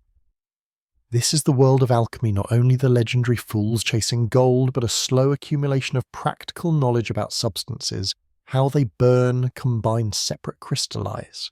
In the Islamic world, figures like Jabir ibn Hayyan, Latinized as Geber, wrote of furnaces and alembics, acids and salts mixing experiment with spiritual allegory. Through translations in Spain and Sicily, those writings seeped into Latin Europe, giving Christian scholars recipes for distillation methods, for refining metals, techniques for producing stronger acids and more potent pigments. Alongside them came talk of transmutation hidden powers in matter, spiritualized processes said to mirror the ascent of the soul. To many churchmen, this was a gift and a danger wrapped together. Such skills could serve medicine, metallurgy, even the embellishment of churches, yet they seemed to blur the line between disciplined study of creation and attempts to seize powers reserved for the creator. The same manuscript that taught how to concentrate alcohol or extract a useful salt might also whisper of homunculi and elixirs of immortality. Copying such a text into a monastery library or forwarding it to Rome felt like shepherding fire. The reaction was ambivalent. Some alchemical works were denounced, especially when they promised easy wealth or magical control. Others were tolerated if they could be read as natural philosophy. Still others migrated into restricted collections that would later feed the Vatican's private archive manuscripts, too valuable, too dense with information to discard, yet too entangled with forbidden hopes to leave on open shelves. In their margins, cautious readers scribbled pious glosses trying to domesticate troublesome passages by turning them into allegories of spiritual purification rather than literal recipes. A similar unease surrounded certain kinds of medical writing. For all the Church's commitment to caring for the sick, there were zones of the body and of life over which it wanted special jurisdiction. Texts that described new surgical techniques, anatomical observations gleaned from dissecting human corpses, or more explosive still methods of contraception and abortion all touched directly on questions of sin and sanctity. In a scriptorium somewhere, a physician monk bends over a translation of an Arabic treatise on women's health. The pages speak of herbs that can prevent conception, of procedures to terminate a pregnancy, of interventions to save a mother's life during a difficult birth. To his clinical eye, they represent tools, ways to reduce suffering in a world where childbirth is perilous and infections common. To theologians reading over his shoulder, they also represent temptations, invitations to interfere with what they see as God's prerogative over life and death. The resulting compromise is uneasy. Some manuals are banned outright, their authors condemned. Others are allowed in censored form with chapters removed or copied into separate, more tightly controlled volumes. The line between legitimate medicine and condemned manipulation is drawn and redrawn, often in marginal notes and confidential opinions that later end up filed in Rome. Layered on top of this are the machines' devices that seem to arrive ahead of their century. Scattered through medieval and early modern notebooks are sketches that look in hindsight like prototypes for later technologies. There are designs for more efficient water-lifting devices, hints of piston-like mechanisms driven by heated air or steam diagrams in which wheels and weights chase one another in endless loops, promising motion without fuel. Many such schemes were impractical. Others worked only on a small scale. Yet even those failures exposed a possibility that human ingenuity could multiply power in ways that might reorder society. The Church had no doctrine forbidding better mills or pumps, but it had a vested interest in social stability. Technologies that concentrated power, literal mechanical power in the hands of a few, could hasten shifts already underway. The rise of merchants, the decline of feudal bonds, the erosion of traditional rhythms of work and rest. In some chronicles and later rumours, inventors demonstrate remarkable devices before princes and prelates, only to be accused of sorcery or fraud when the implications become clear. A machine that seems to move forever without external impetus looks from one angle like a marvel, from another like an attempt to break the very idea of a created order in which only God is truly self-sustaining. Where do such designs go when their creators die or when their patrons lose their nerve? Some vanish entirely. Others sleep in family archives. A few make their way through convoluted chains of patronage and denunciation into ecclesiastical files. An inventor under suspicion is interrogated. His notebooks are seized as part of the inquiry. Copies of key diagrams are forwarded to higher authorities. Centuries later, a researcher paging through the records of an old heresy trial finds sandwiched between testimonies about doctrine a folded sheet covered in inked gears and pistons. Taken together, the alchemical recipes, the medical treatises, and the machine drawings share a common trait. They propose that the material world can be shaped more radically than tradition expects. Metals can be transformed, the female body's fertility can be regulated. Inanimate matter can be coaxed into new forms of motion. From a modern perspective, these are precisely the impulses that would blossom into chemistry, reproductive medicine, and engineering. From the perspective of a church trying to guard both doctrine and social order, they look like pressure points where the promise of knowledge threatens to outrun the capacity of moral structures to absorb it. So the Vatican and its satellites adopt a stance that is neither simple rejection nor full embrace. At times they condemn, at times they quietly permit within narrow circles, and often they keep. A suspect text is removed from public hands but preserved in a clerical collection. Machine design is dismissed as unworkable, but its drawing is pinned to a report. A treatise on herbs capable of ending pregnancies is denounced from the pulpit, yet survives in a physician's manual tucked into a locked cabinet. It is tempting to see hypocrisy in this pattern, an institution hoarding for itself what it denies to others. But there is another colder logic at work. By preserving even what it forbids, the Church keeps open the option of using or re-evaluating those insights later, when circumstances change. The archive becomes a time capsule of knowledge, too early ideas the present cannot openly endorse but is unwilling to erase. For every doctrine rigidly enforced in the streets, there is a corresponding file in some quiet room where the very thing condemned is kept under watch. Once you see that, the imagination begins to wander further. If recipes, devices, and anatomies can seem premature in the Middle Ages, what of older technologies hinted at in texts from vanished cultures? What if some of the alchemical procedures, some of the startling machines are themselves echoes, garbled inheritances from civilizations that reached for similar powers long before Rome, long before Christendom, perhaps long before our current chapter of humanity even began? There is something unnerving about a map that shows you a place that does not exist anymore, or worse, a coastline that looks wrong as if the cartographer remembered a shoreline the earth itself has since forgotten. In the vaults of old libraries, men in wigs and cassocks unfolded charts that seem to carry memories far older than the paper they were drawn on. A bay where no bay should be a peninsula, shaved down to a stump, and a southern landmass sketched with too much confidence. These are not just cartographic errors, they are ghosts of worlds that might once have been. Long before anyone traced such anomalies with a quill, Plato had already set the template for a lost world. In his dialogues Timaeus and Critias, he has an Egyptian priest tell of Atlantis, a powerful ardent civilization beyond the pillars of Heracles. Rich, ordered, and arrogant, it wages war on the Mediterranean before, in a single day and night of misfortune, sinking beneath the sea. Scholars have spent centuries arguing about whether Plato meant any of this as history. Was Atlantis a moral parable dressed up as geography, or a heavily altered echo of some older disaster preserved in Egyptian temples? Whatever his intention, the image stuck, a sophisticated society erased by water, leaving behind only second-hand memories and uneasy speculation. That mental picture became a magnet. Every time someone noticed an odd shelf of rock, a submerged ruin, or a legend about lands overwhelmed by waves, Atlantis was there waiting to be invoked. In the 19th century, another missing landmass joined at Lemuria, originally proposed by scientists to explain the distribution of lemur fossils and certain flora.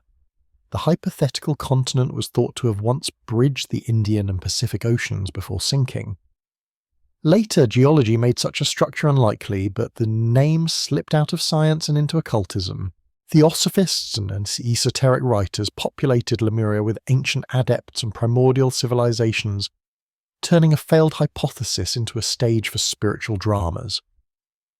Both Atlantis and Lemuria are in that sense cartographic myths, names for absences used to fill gaps in memory and in the Earth's surface.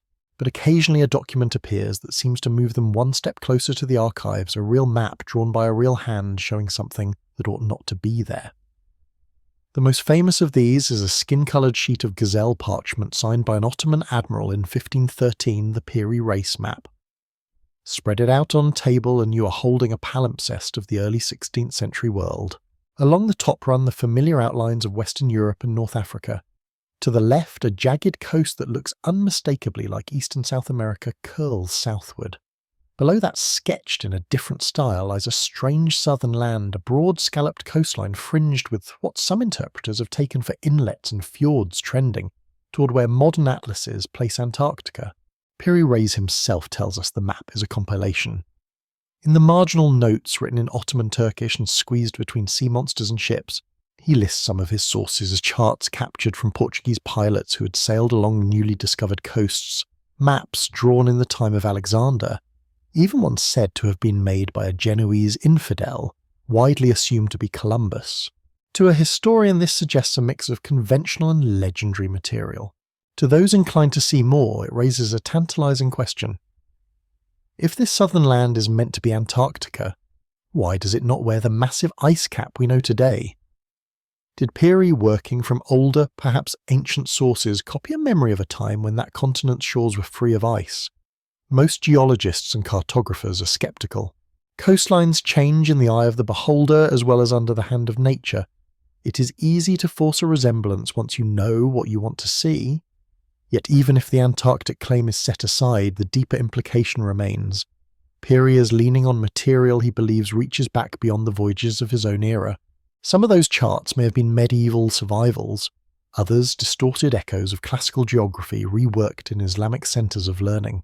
But what if there were among them traces of an older mapping tradition, one that belonged to a civilization with ships more capable, or simply more curious than the timelines in our textbooks normally permit? If that were the case, then the chain of custody becomes important.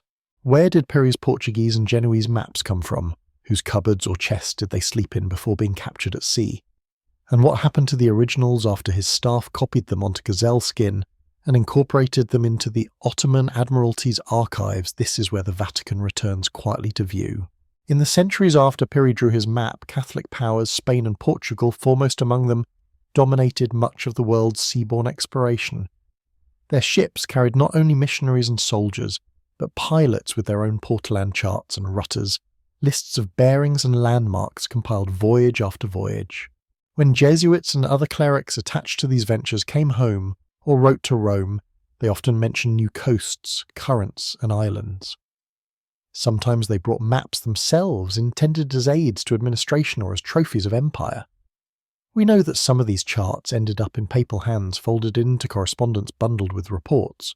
We know too that the Church's scientific offices were interested in geography, if only to calculate missionary jurisdictions and adjust the date of Easter in different latitudes. In such a context, an anomalous coastline or a peculiar southern landmass might have been noted, debated, and then filed too intriguing to discard, too uncertain to build doctrine upon, and far too ambiguous to parade before a public already prone to millenarian fears. Scattered through travellers' tales and early modern reports are other hints of maps that show more than they should.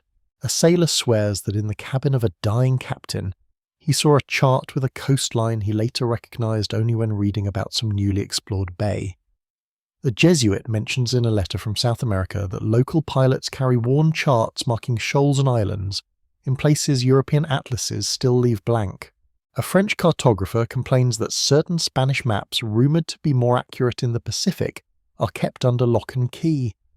Not every such rumour points to Atlantean archives or Lemurian memories. Many reflect jealous mercantilism, a kingdom guarding its trade routes by guarding its data. Yet the cumulative effect is the same unsettling sense conveyed by the Piri Reis map. Our official picture of the world is a surface drawn from many layers, some of which may originate in hands and in minds we no longer know how to name. In Rome, in a quiet room where old charts are stored flat between sheets of tissue, a map conservator might run gloved fingers along a faded coastline and notice that it does not quite match any printed atlas of its time. The ink has browned the paper, carries the faint sourness of iron gall. A small compass row stands crooked in a corner. On the reverse, an inscription dedicates the work to a cardinal who once had charge of missionary affairs. How many such hybrid artefacts lie between worlds drawn by practical men for practical purposes, yet carrying in the shapes they trace a memory of shorelines and currents known long before the modern age of discovery? Once maps become suspect as merely provisional portraits of a shifting Earth, the mind naturally drifts from geography to history. If there were older navigators, older surveyors, perhaps there were also older chroniclers recording not only where the land lay, but what happened upon it, the rise and fall of peoples later remembered as myths. The Piri Reis map and its cousins then cease to be curiosities and become symptoms, hints that our known civilizations may be resting, like a new chart glued over an old one on top of a palimpsest of forgotten catastrophes and lost cities. And if any records of those deeper layers survived the floods and fires Plato hinted at, where would fragments of such impossible timelines come to rest? Continuing from those suspicious coastlines, it becomes harder to trust any part of the map that pretends to be empty. Wherever European cartographers wrote terra incognita, there were people already living, remembering, and in their own ways recording. The problem is not that those regions had no history, it is that their histories were carried in media and languages the chroniclers of Rome did not immediately recognise. Every so often, though, a fragment slipped across that cultural gap, an inscription copied a ruin, sketched a rumour written down, and the Vatican shelves quietly acquired evidence that the world was more crowded with forgotten civilizations than its official atlases suggested. In the Eastern Mediterranean, the amnesia is ancient. Around the 13th and 12th centuries before Christ, something went violently wrong there. Palaces burned, trade routes snapped, and states that had stood for centuries abruptly vanished. Egyptian reliefs at Medinet Habu show Rameses III facing strange enemies from the sea warriors in feathered or horned helmets with round shields and long swords, their families and ox carts piled onto ships as if an entire people were on the move. Modern scholars call them the Sea Peoples, a label that admits ignorance. We do not know exactly who they were, where they came from, or what became of them. We only know that their arrival coincided with the collapse of a whole political order. Imagine in one of those coastal cities under siege a scribe trying to write through the chaos. Clay tablets or papyrus sheets record raids, lost allies, refugees arriving with wild stories of burning towns. Year by year, he notes which ports fall, which grain convoys fail to arrive. Most such records, if they ever existed, would have died in the same fires as their authors, but it only takes a single survivor, a tablet baked hard in a palace blaze, a scroll recopied in a later age for the past to leave a thread. The rumour of a chronicle of the Sea Peoples in a Vatican catalogue grows out of that possibility. 19th century antiquarians half drunk on discovery claim to have glimpsed such a title in internal lists, a document linking the turmoil described in Egyptian inscriptions with episodes remembered in biblical books of Judges and Samuel. No such manuscript has ever been shown, yet we know that over the centuries manuscripts bearing on that dark age, Egyptian, Greek, Levantine, Syriac, have passed through clerical hands, evaluated, translated, excerpted. Whether or not a single master chronicle exists, the archive functions as a sponge for scattered testimonies of that catastrophe, preserving voices that never made it into liturgy but did make it into files. Shift the gaze south into the interior of Africa, and another blind spot comes into view: Great Zimbabwe. In the hills of what is now southeastern Zimbabwe, stone walls and conical towers of dry-laid granite rise from the landscape, their curves following the terrain with a precision and elegance that need no mortar. By the time European missionaries and traders reached the Moss in the 19th century, the site had long been abandoned. Grass grew between the stones, bats and owls nested in the gaps. Local communities still wove the ruins into their oral histories, but to visitors steeped in colonial prejudice, it seemed inconceivable that such architecture could be the work of African builders. Centuries earlier, Portuguese travellers probing inland from the coast had heard of and sometimes seen a great stone house associated with the gold trade. In their letters home, they described formidable walls, towers, and signs of former wealth. Some of those reports passed through the hands of royal chaplains and religious orders. Copies or summaries found their way into the correspondence networks that ultimately converged on Rome. Therein found bundles of missionary and diplomatic dispatches lay terse references to impressive ruins deep in the continent notes, written by the men who could not quite fit what they had seen into their mental map of where civilization was supposed to be. Later European interpreters twisted even those hesitant testimonies. Unwilling to credit an indigenous African origin, they proposed Phoenician, Arab, or Israelite builders anything but the local Shona ancestors.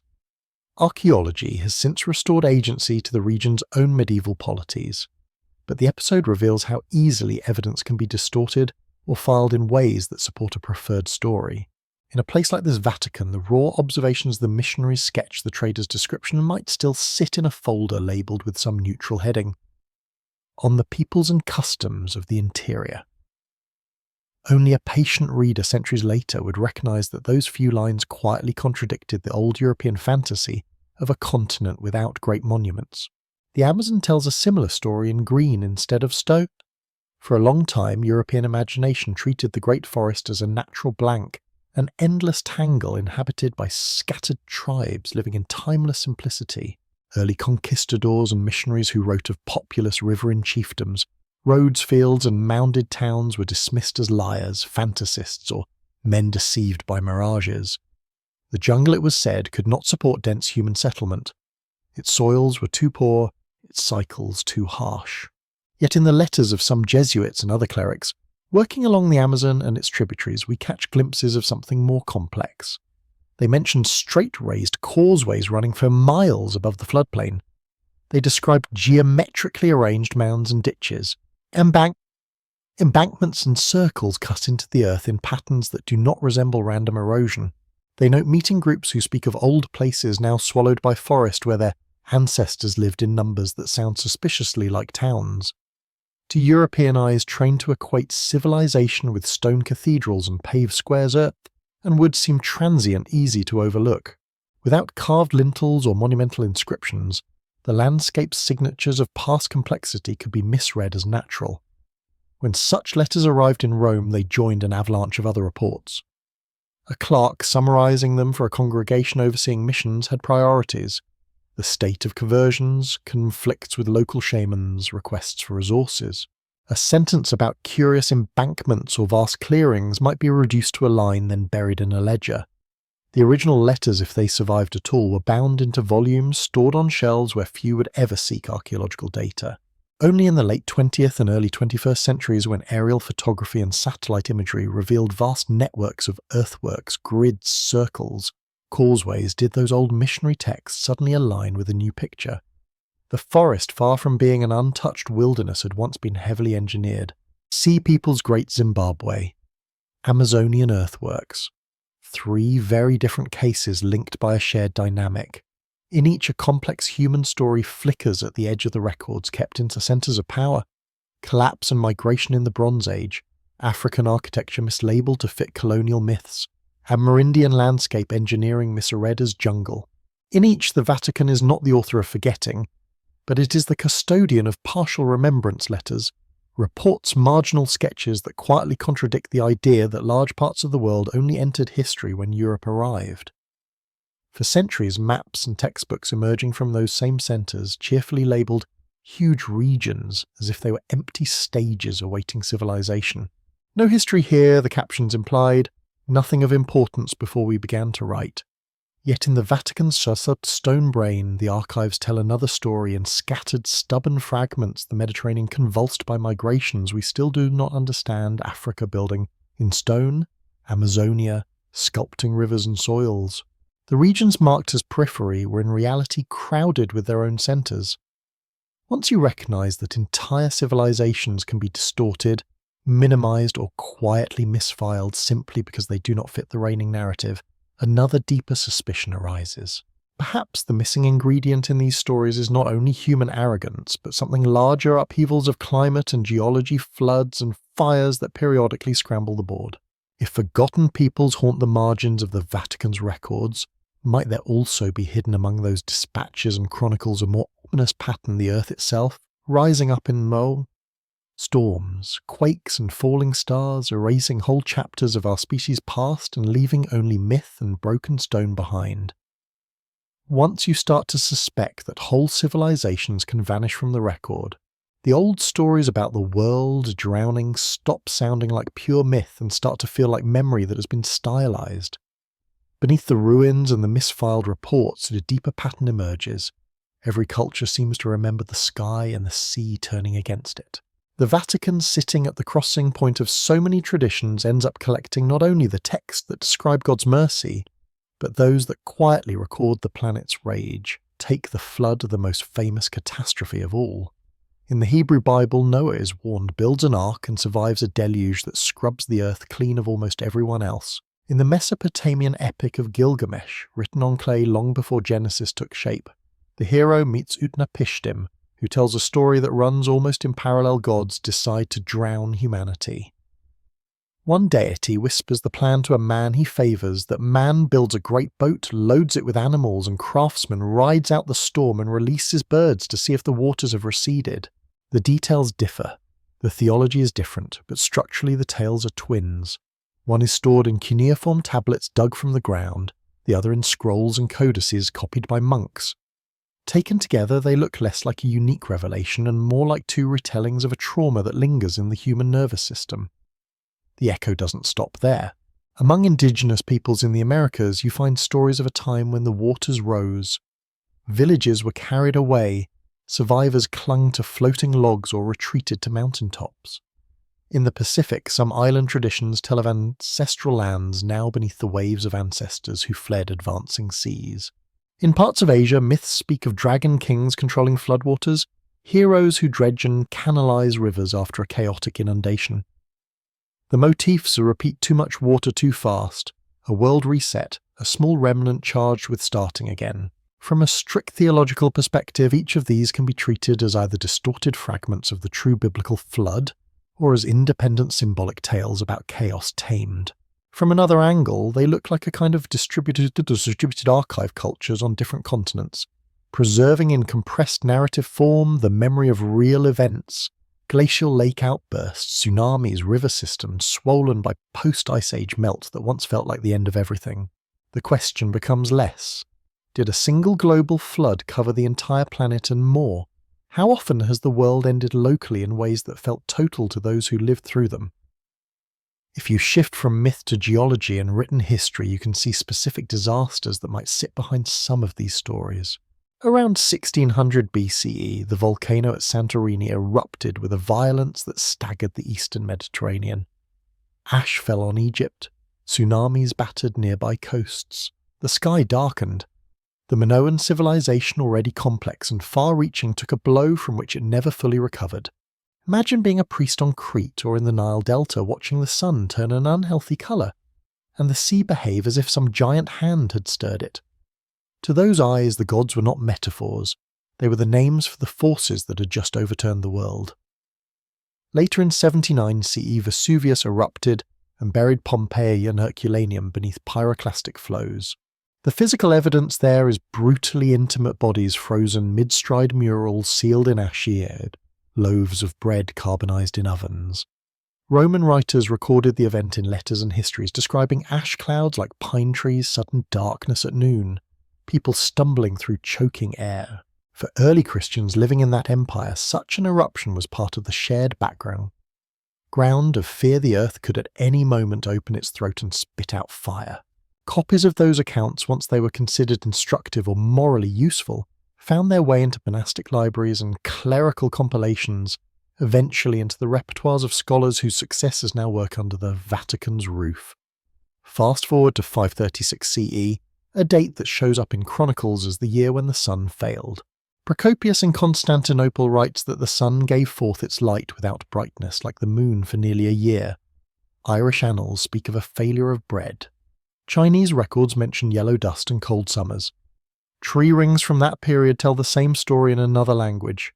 Narrow growth bands indicating severe climatic stress. Modern science points to a cluster of volcanic eruptions as the likely cause, ejecting enough aerosols into the stratosphere to dim the sun and dislocate weather patterns. For those living through it with no concept of volcanic forcing or radiative balance, it must have felt like the beginning of an apocalypse, crops rotting in the fields, cattle dying, strange fogs, halos around a weakened sun. Christian bishops, monks and lay chroniclers wrote through that darkness. They described famines, plagues, and unnatural skies in the only categories available to them. Signs, chastisements, battles between heavenly powers. Their texts do not sit in the Bible, but they haunt the margins of the Christian imagination, copied and recopied, eventually bound into the great collections of patristic literature and medieval annals that today sit sometimes literally in the stacks of figures like Procopius and anonymous Irish monks in the Vatican Library. On those pages, End Times is not an abstract eschatology. It is the taste of gritty bread in a lean year, and the sight of a sun that will not behave. To see how thin the membrane is between ancient terror and modern jump ahead to 1908 to the Tunguska event in Siberia. A fireball crossed the sky just after dawn. A shockwave flattened an estimated 80 million trees over 2,000 square kilometers. Witnesses spoke of the heavens splitting a column of light, a roaring sound, a heat so intense it burned skin. There was no crater, only charred trunks pointing outward like the spokes of a wheel. Today we classify it as the airburst of a small asteroid or comet fragment. To people on the ground with no instruments, no context, it was a visitation of bolt from nowhere.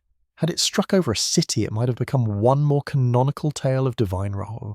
Events like Santorini Pompeii 536, Tunguska are spread across time and space, but they share something essential. They are moments when the planet briefly behaves like an enemy. Civilizations already fragile from their own internal contradictions are shoved toward collapse by forces that do not care about kings or creeds. Their survivors tell stories.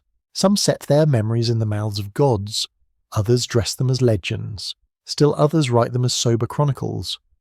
Over centuries, those products of shock and adaptation are collected, excerpted, commented upon by clergy who send copies to councils, to scholars, to Rome.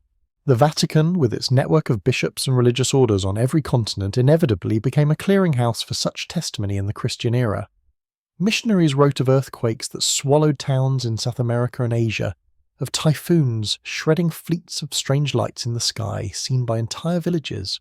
Bishops forwarded official reports of famines, hailstorms, plagues of locusts. Papal nuncios filed dispatches describing comets and eclipses and the panicked interpretations they provoked among the faithful. Somewhere in the archives, bound in folios and cartons, lie the raw observations, dates, places, weather descriptions, crop failure, pits, mortality figures. Taken together, they form an unofficial history of catastrophe, one that intersects with myth at odd angles. A missionary in the Pacific notes that local stories about an ancestor's canoe fleeing a rising sea eerily prefigure a recent tsunami.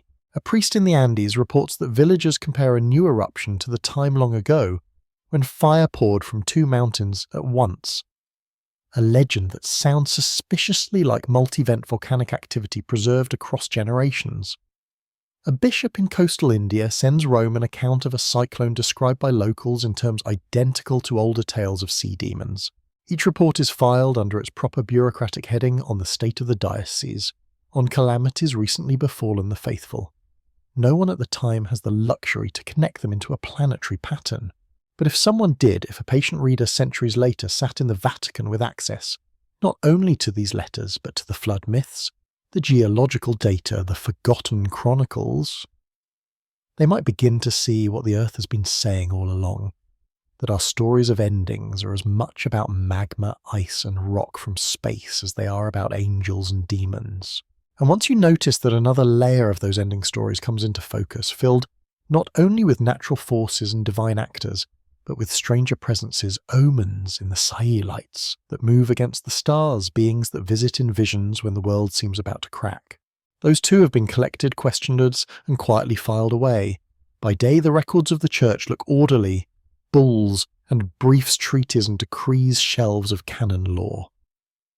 By night, if you could strip away the polite bindings and follow the trails of ash and fear, you would see something else, layered underneath a second library, built out of confiscated nightmares.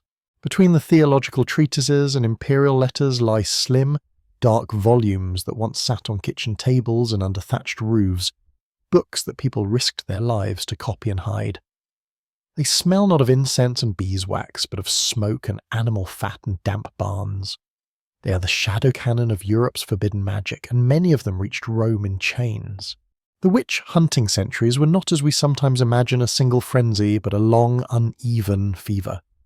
In villages with dirt floors and smoke-blackened rafters, people feared demons the way they feared bad harvests and sudden sickness as facts of life. Cows died, babies wasted away, hail ruined wheat just before harvest. Someone must have caused it. A neighbour with the wrong glance, the widow who knew too many herbs, the midwife whose hands were on every newborn at times. It took very little for suspicion to coalesce. Prayers and charms, psalms, and little folk rituals mingled at the threshold between sanctioned devotion and condemned superstition.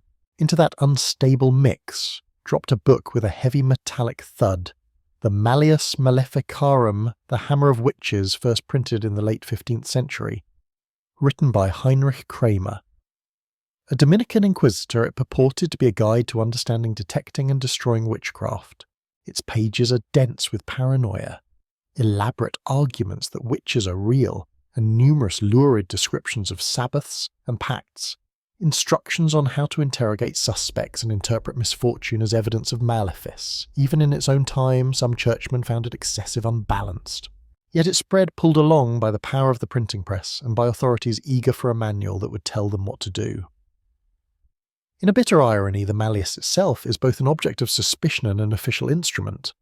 It sits on the index in some places criticised for faulty theology, while in others its methods seep into court practice. Inquisitors and secular judges keep it on their desks, margins filled with notes, page corners worn from use.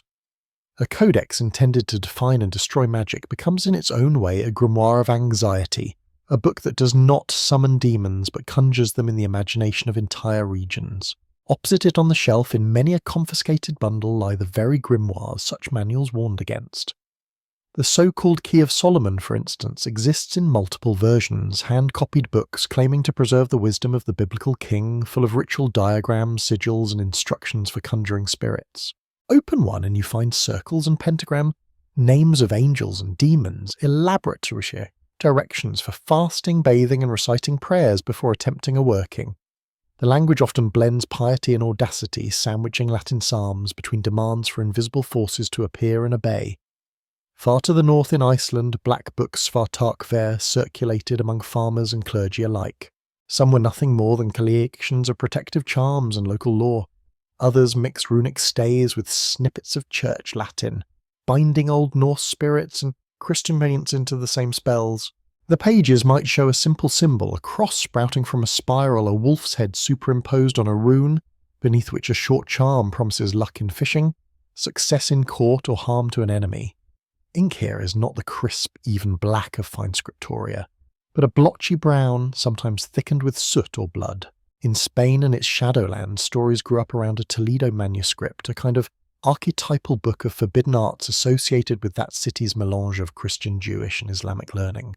Whether or not a single volume ever bore that exact title, the legend captures a common pattern: texts that used bird blood and exotic inks, prayers twisted with astrological calculations, star charts overlaid with incantations meant to bend fate.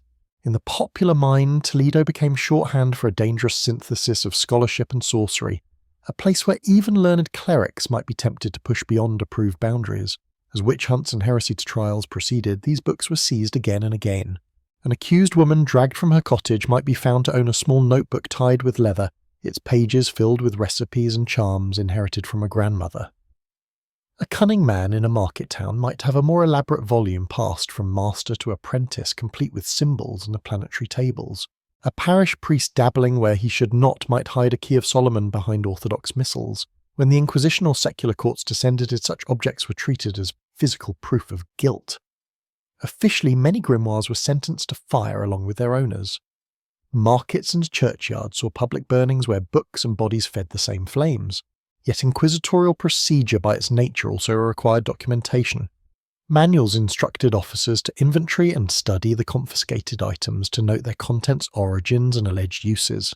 In complex cases, especially those involving clergy or suspected networks of practitioners, selected manuscripts were not destroyed locally.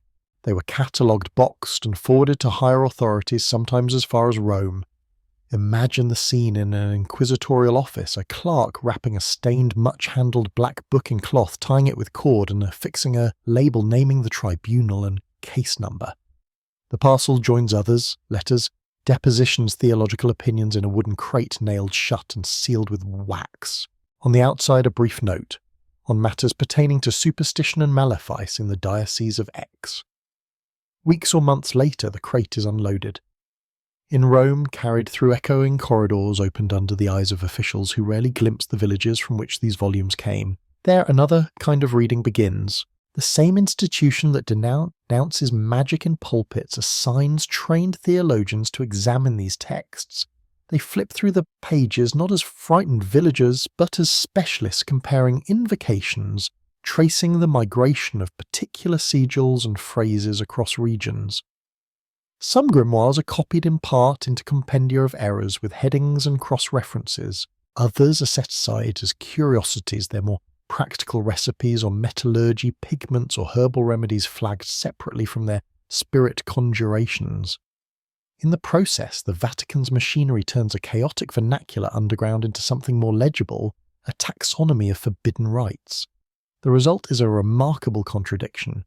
Official sermons insist that these books are tools of the devil, that owning them endangers one's soul. Yet in the archive they are preserved with the same care as saintly relics and conciliar decrees. They are numbered, shelved, and in some cases rebound by the very church that condemned them. Over time, Rome becomes a gravitational centre, not only for orthodox theology and imperial correspondence, but for Europe's magical literature. If you could walk the right corridor in the right closed stack, you might find shelves lined with the ghost libraries of 100 bonfires. This is what it means to say that the Vatican houses a shadow canon. Alongside the public corpus of approved prayers and rituals exists a quieter, more dangerous anthology of practices that never made it into liturgy but refused to disappear. For every official exorcism rite, there are 10 unapproved conjurations studiously analysed and filed. For every theological treatise on angels, there are notebooks filled with the names of spirits no catechism ever mentions. The Church, in trying to master its opponents, inadvertently becomes the most comprehensive archivist of the very currents it claims to oppose, and those currents do not stay in isolation. The same boxes that hold a witch's grimoire may also contain letters from governors about unrest, reports on strange lights in the sky, or drafts of treaties shuffled between monarchs. Magic, politics, and anomaly travel together in the mail sacks of empires converging on the same few rooms. To understand how deeply the Vatican's archive reaches into the hidden life of the world, you have to widen the lens from these charred little books to the broader traffic of power, to the correspondence of kings, the agreements that divide continents, and the colonial dispatches that describe new lands with the same mix of fear and desire once reserved for demons. The same crates that carried black books and conjurations into Rome also carried something colder, the paperwork of power. Between the grimoires seized from kitchens and barns lay bundles of letters written on finer paper in careful hands bearing the seals of kings. If the confiscated spellbooks made the Vatican the archivist of Europe's nightmares, this other stream of documents made it the memory palace of its empires. Open one such file and the air changes. The ink is darker, the script more formal, the wax seals larger and more intricate. Here the stakes are not a village midwife's reputation, but the allegiance of kingdoms. In the early 16th century, a series of letters travels between England and Rome. Henry VIII, restless on his throne, wants his marriage to Catherine of Aragon annulled. He wants a male heir, a new wife, a rearranged future. Clement VII, sitting in a city still haunted by its recent sack, is pressed between political plates, the Holy Roman Emperor, Catherine's nephew on one side, Henry's demands on the other. On those pages you can almost feel the tension in the spacing of the script. English envoys couch their requests in the language of theology and conscience, but underneath runs the unspoken threat that if Rome refuses, England may walk away. Papal replies try to preserve both principle and leverage, invoking canon law precedent, the need for caution. Step by incremental step, as arguments harden, the correspondence maps the breaking of a bond that had tied a kingdom to Rome for centuries. When Henry finally declares himself head of the Church of England, the doctrinal argument will be dressed in pamphlets and sermons. But the archive keeps the earlier, more intimate version, draft opinions, more memoranda, each page a snapshot in the knot of the moment before a continent's religious geography shifted. Turn from those letters to another cluster of parchment and you find a different kind of line being drawn. In 1493, the bull Inter Caetera is issued under Alexander VI. A few strokes of ink propose to divide the non-European world between Spain and Portugal by an imaginary meridian. The Treaty of Tordesillas that follows in 1494 adjusts that line slightly westward. To read these documents today is to confront a breathtaking compression of human futures into geometry, entire continents reduced to abstract zones, their inhabitants unconsulted, their histories overwritten by straight edges on a map. Yet the pages themselves are quiet, dense Latin ceremonial phrases, the papal seal hanging heavy at the bottom. In some dim Vatican room they lie now as they lay, then a reminder that the legal bones of empire are often absurdly simple. The Church did not rule those empires directly, but its officials rode their currents. Jesuits and other missionaries fanned out from Europe to China, Japan, India, Africa, Brazil, New Spain. From each station they sent reports and letters written by candlelight in mission houses, aboard ships, in temporary shelters hastily erected along rivers. Many of these letters went first to regional superiors, then up the chain, some eventually reaching congregations in Rome charged with overseeing the spread of the faith. In China, a man like Matteo Ricci noted not only the openness or resistance of local elites, but the sophistication of their astronomy and mathematics. He described imperial observatories' instruments' calendars more accurate than European ones. His letters, copied and translated, forced officials in Rome to grapple with the unsettling fact that a heathen empire could chart the heavens with a precision rivaling their own. In Japan, reports shifted swiftly from cautious optimism to horror. As persecutions flared, churches were torn down and converts were martyred. The pages carry the smell of smoke and salt of ink, hurried across paper to record which communities had vanished into prisons and mass graves. From Africa and the Americas came darker testimonies still. Missionaries wrote of slave ships of chained bodies and scarred backs, of plantations where the cross stood over fields watered by blood. Some tried to justify the system as a harsh necessity, others described it with a disgust they could not entirely mask. In Rome, readers on review committees underlined passages, wrote queries in the margins, weighed the need to maintain relations with Catholic monarchs against the cries embedded in the ink. The official stance of the Church shifted slowly, at times hypocritically. The archives, however, do not need to resolve their own contradictions. They simply keep the letters side by side, the ones blessing expeditions, the ones lamenting their cost in broken bodies. Woven through this very practical paperwork is a thread of pure longing, the legend of Prester John. For medieval Christians, he was the dream of a powerful Christian monarch, somewhere beyond Islam. A king-priest ruling a vast wealthy realm in Asia or Africa. Supposed letters from Prester John to popes and emperors circulated in Europe, full of marvels, rivers of gems, monstrous peoples, fabulous beasts. The Vatican's collections hold copies of these epistles catalogued as curiosities. They are in a sense the wishful mirror of all those grim conquest reports, fantasies of an ally so strong that Christendom would no longer feel besieged. Later, correspondence with real Christian courts in Ethiopia had a different tone. Ethiopian rulers traced their lineage to Solomon and the Queen of Sheba, and spoke of guardianship of the Ark of the Covenant. Their letters to the popes mixed diplomacy and theology, invitations and rebukes. For Rome, these exchanges were politically marginal compared to dealings with European powers, but symbolically potent. In the files, you can see a church centered on the Mediterranean trying to understand a Christianity older than its own structures, proud and unwilling to be treated as a junior branch. The paper trail preserves both the condescension and the moments of genuine curiosity on both sides. Empire, of course, does not endure without challenge. At the end of the 18th century, Napoleon's armies entered Rome and, among other plunders, seized parts of the papal archives. Crates of documents were hauled north to Paris, the administrative brain of Catholicism, temporarily transplanted into an empire that claimed to have superseded it. In the years that followed, some of these materials were returned, others lost still, others copied before being sent back. The disruption forced clerks to handle, resort and relabel vast amounts of material. In that chaos, certain bundles forgotten for decades came again to light. Others vanished into private hands. The memory of the church was shaken as if by a mild archival earthquake, its strata disturbed. The 20th century brought a different test, darker and closer to our own time. Under Pius XII, the Vatican watched Europe slide into the abyss of the Second World War. As Nazi power grew and persecution intensified, bishops and nuncios sent streams of dispatches, descriptions of anti-Jewish laws, deportations, concentration camps, mass shootings. Some begged Rome to speak louder. Others counselled caution, fearing that explicit condemnation would bring even harsher measures against Catholics, Sikhs, Han, and Jews alike. Pius XII's responses, carefully worded public statements, and more direct private interventions have been debated ever since.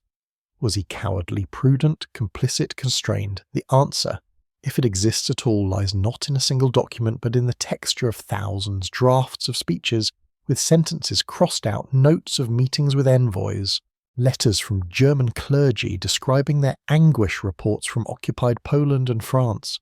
For decades, this material remained largely closed, feeding suspicions.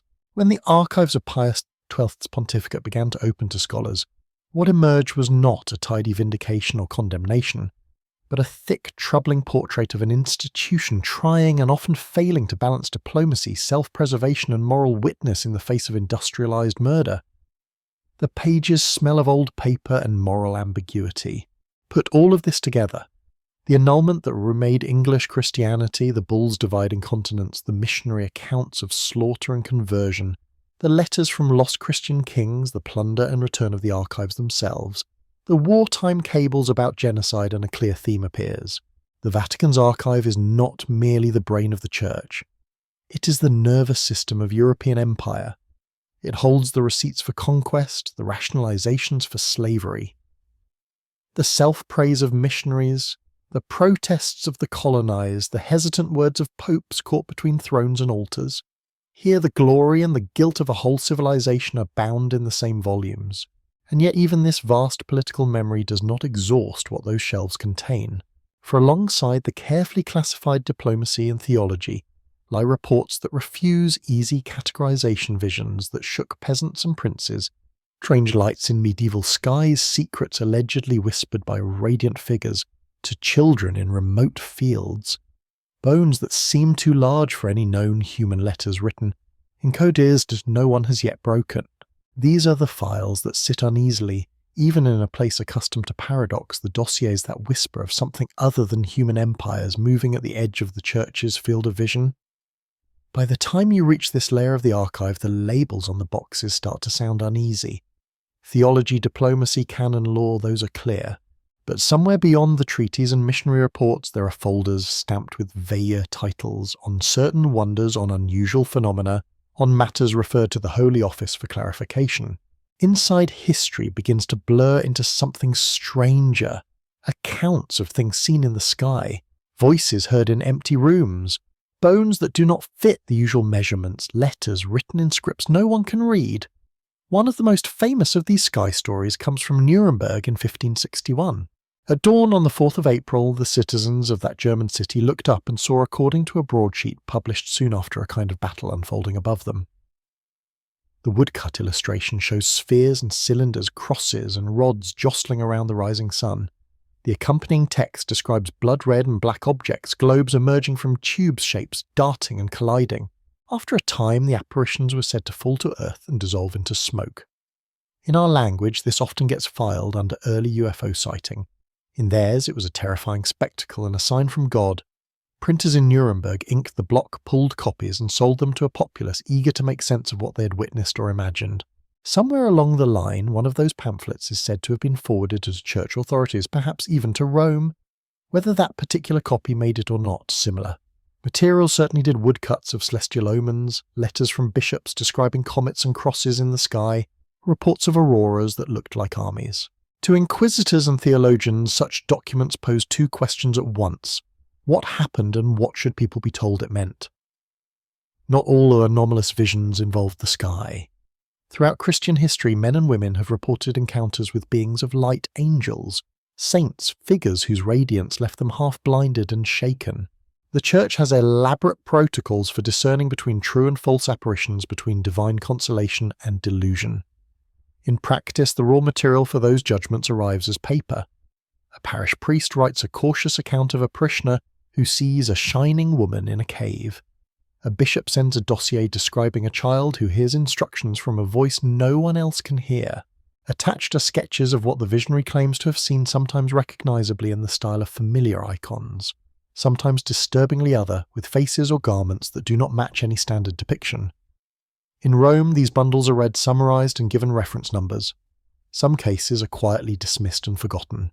Others are escalated, generating thicker files, statements taken under oath, medical evaluations, theological opinions.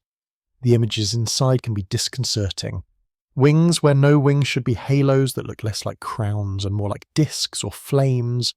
Beings who hover without the usual symbols that reassure viewers they are looking at approved angelic visitors. For every apparition that eventually earns a shrine, there are dozens that never escape the beige anonymity of manila folders. Occasionally a case bursts out of those folders into global consciousness before being stuffed back in. In 1917, in the rural Portuguese parish of Fatima, 3 shepherd children claimed to see a woman brighter than the sun above a small holm oak. Over a series of months the visions continued.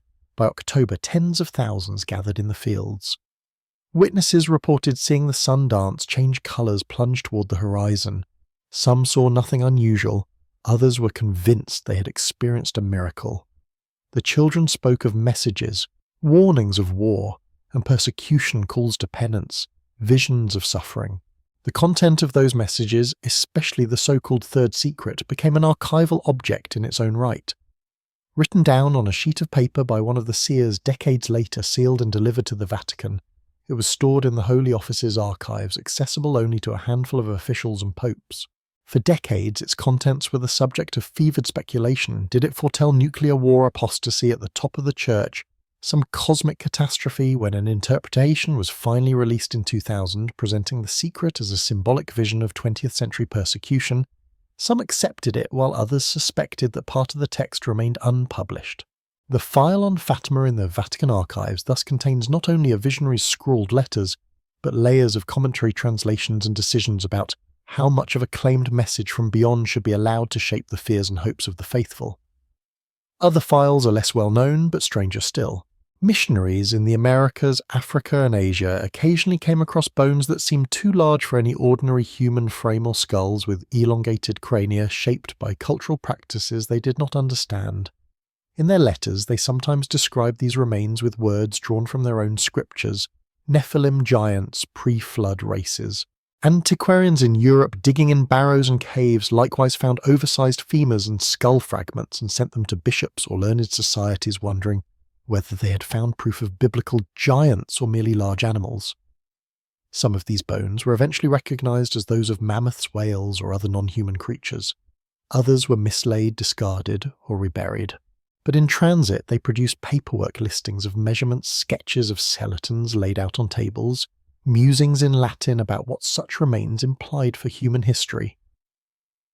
The Vatican, with its role as a clearinghouse for curiosities sent by loyal sons of the Church, inevitably accumulated a share of these documents, and in some cases the objects themselves.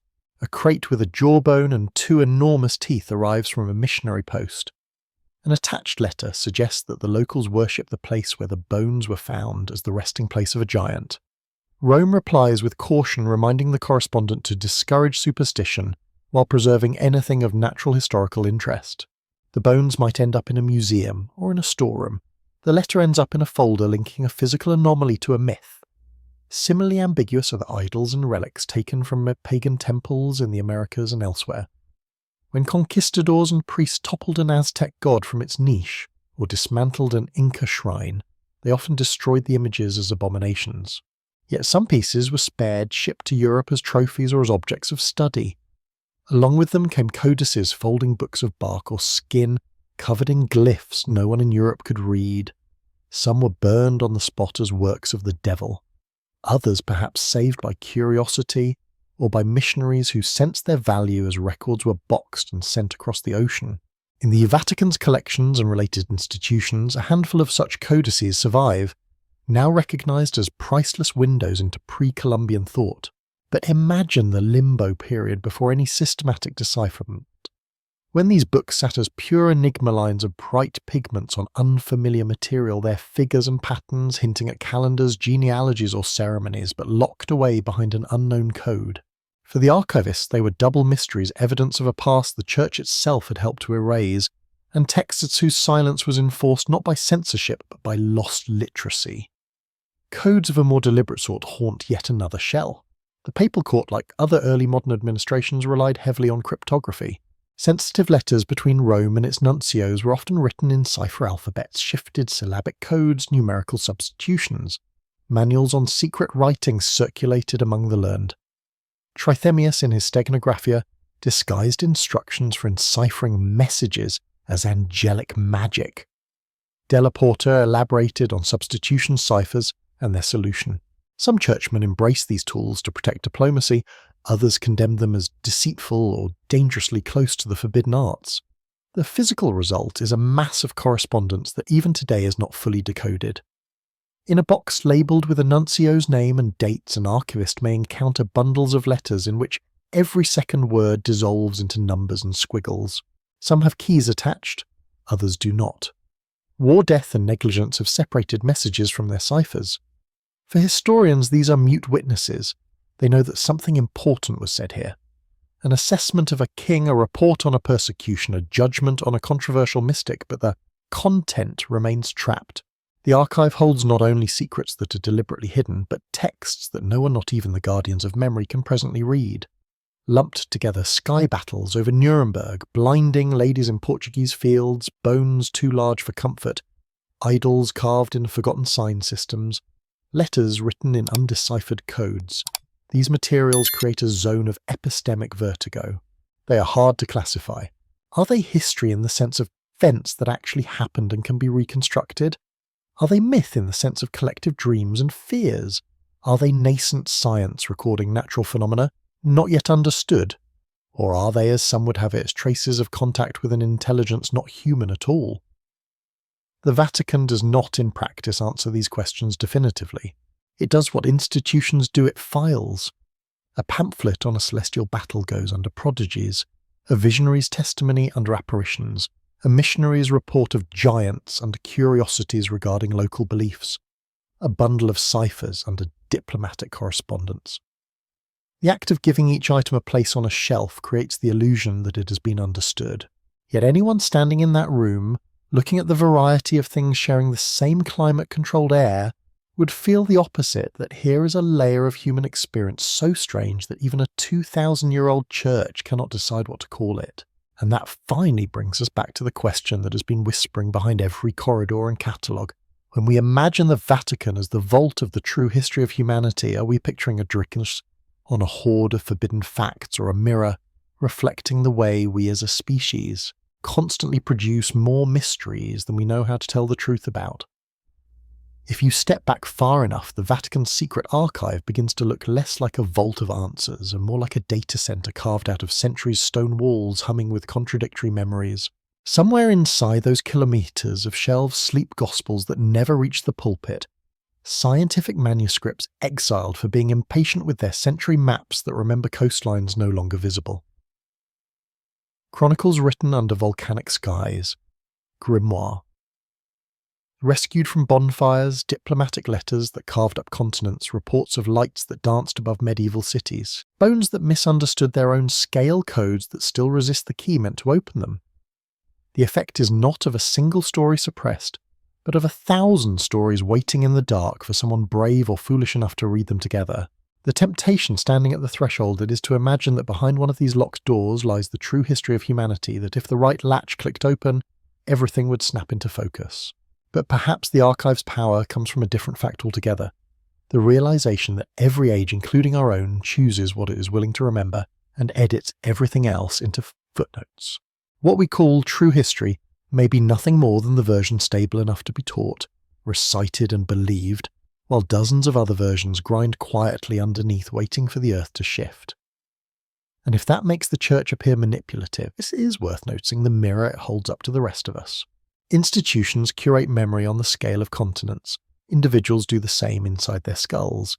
Each of us maintains a personal canon, a handful of episodes we allow to define us and consigns the rest to closed boxes. Entire years get lost in attic rooms of the mind, while certain sorrows or triumphs are polished until they shine in the telling. We guard our own archives with a tenderness and suspicion that would not be out of place in any papal chancery. We redact, we suppress, we preserve. We survive by forgetting certain things and survive by remembering others. Seen this way, the Vatican is not just a keeper of secrets. It's also a victim of the same instinct that shapes our private lives, the desire to control what the past can demand from the present. Every sealed envelope in its stacks, every restricted folder, every box labelled with a euphemism for dangerous is a testament not only to power, but to fear. Fear of chaos, fear of contradiction, fear that a new story might unravel the ones we stand upon. And that fear is human, not papal, not imperial human. As the imagined lights in those corridors dim one by one, the shelves retreat into a soft, breathable darkness. Dust settles on the bindings, wood rests against stone, and the hum of centuries descends to a low murmur. Somewhere in that quiet a key turns, a door closes, and countless boxes remain patiently shut. They are in no hurry. Time has always been their true custodian. If their secrets wanted to scream, they would have done so long ago. Instead, they sleep steady as tide water, waiting for whatever century next decides to ask them a question. For now, you are not that century.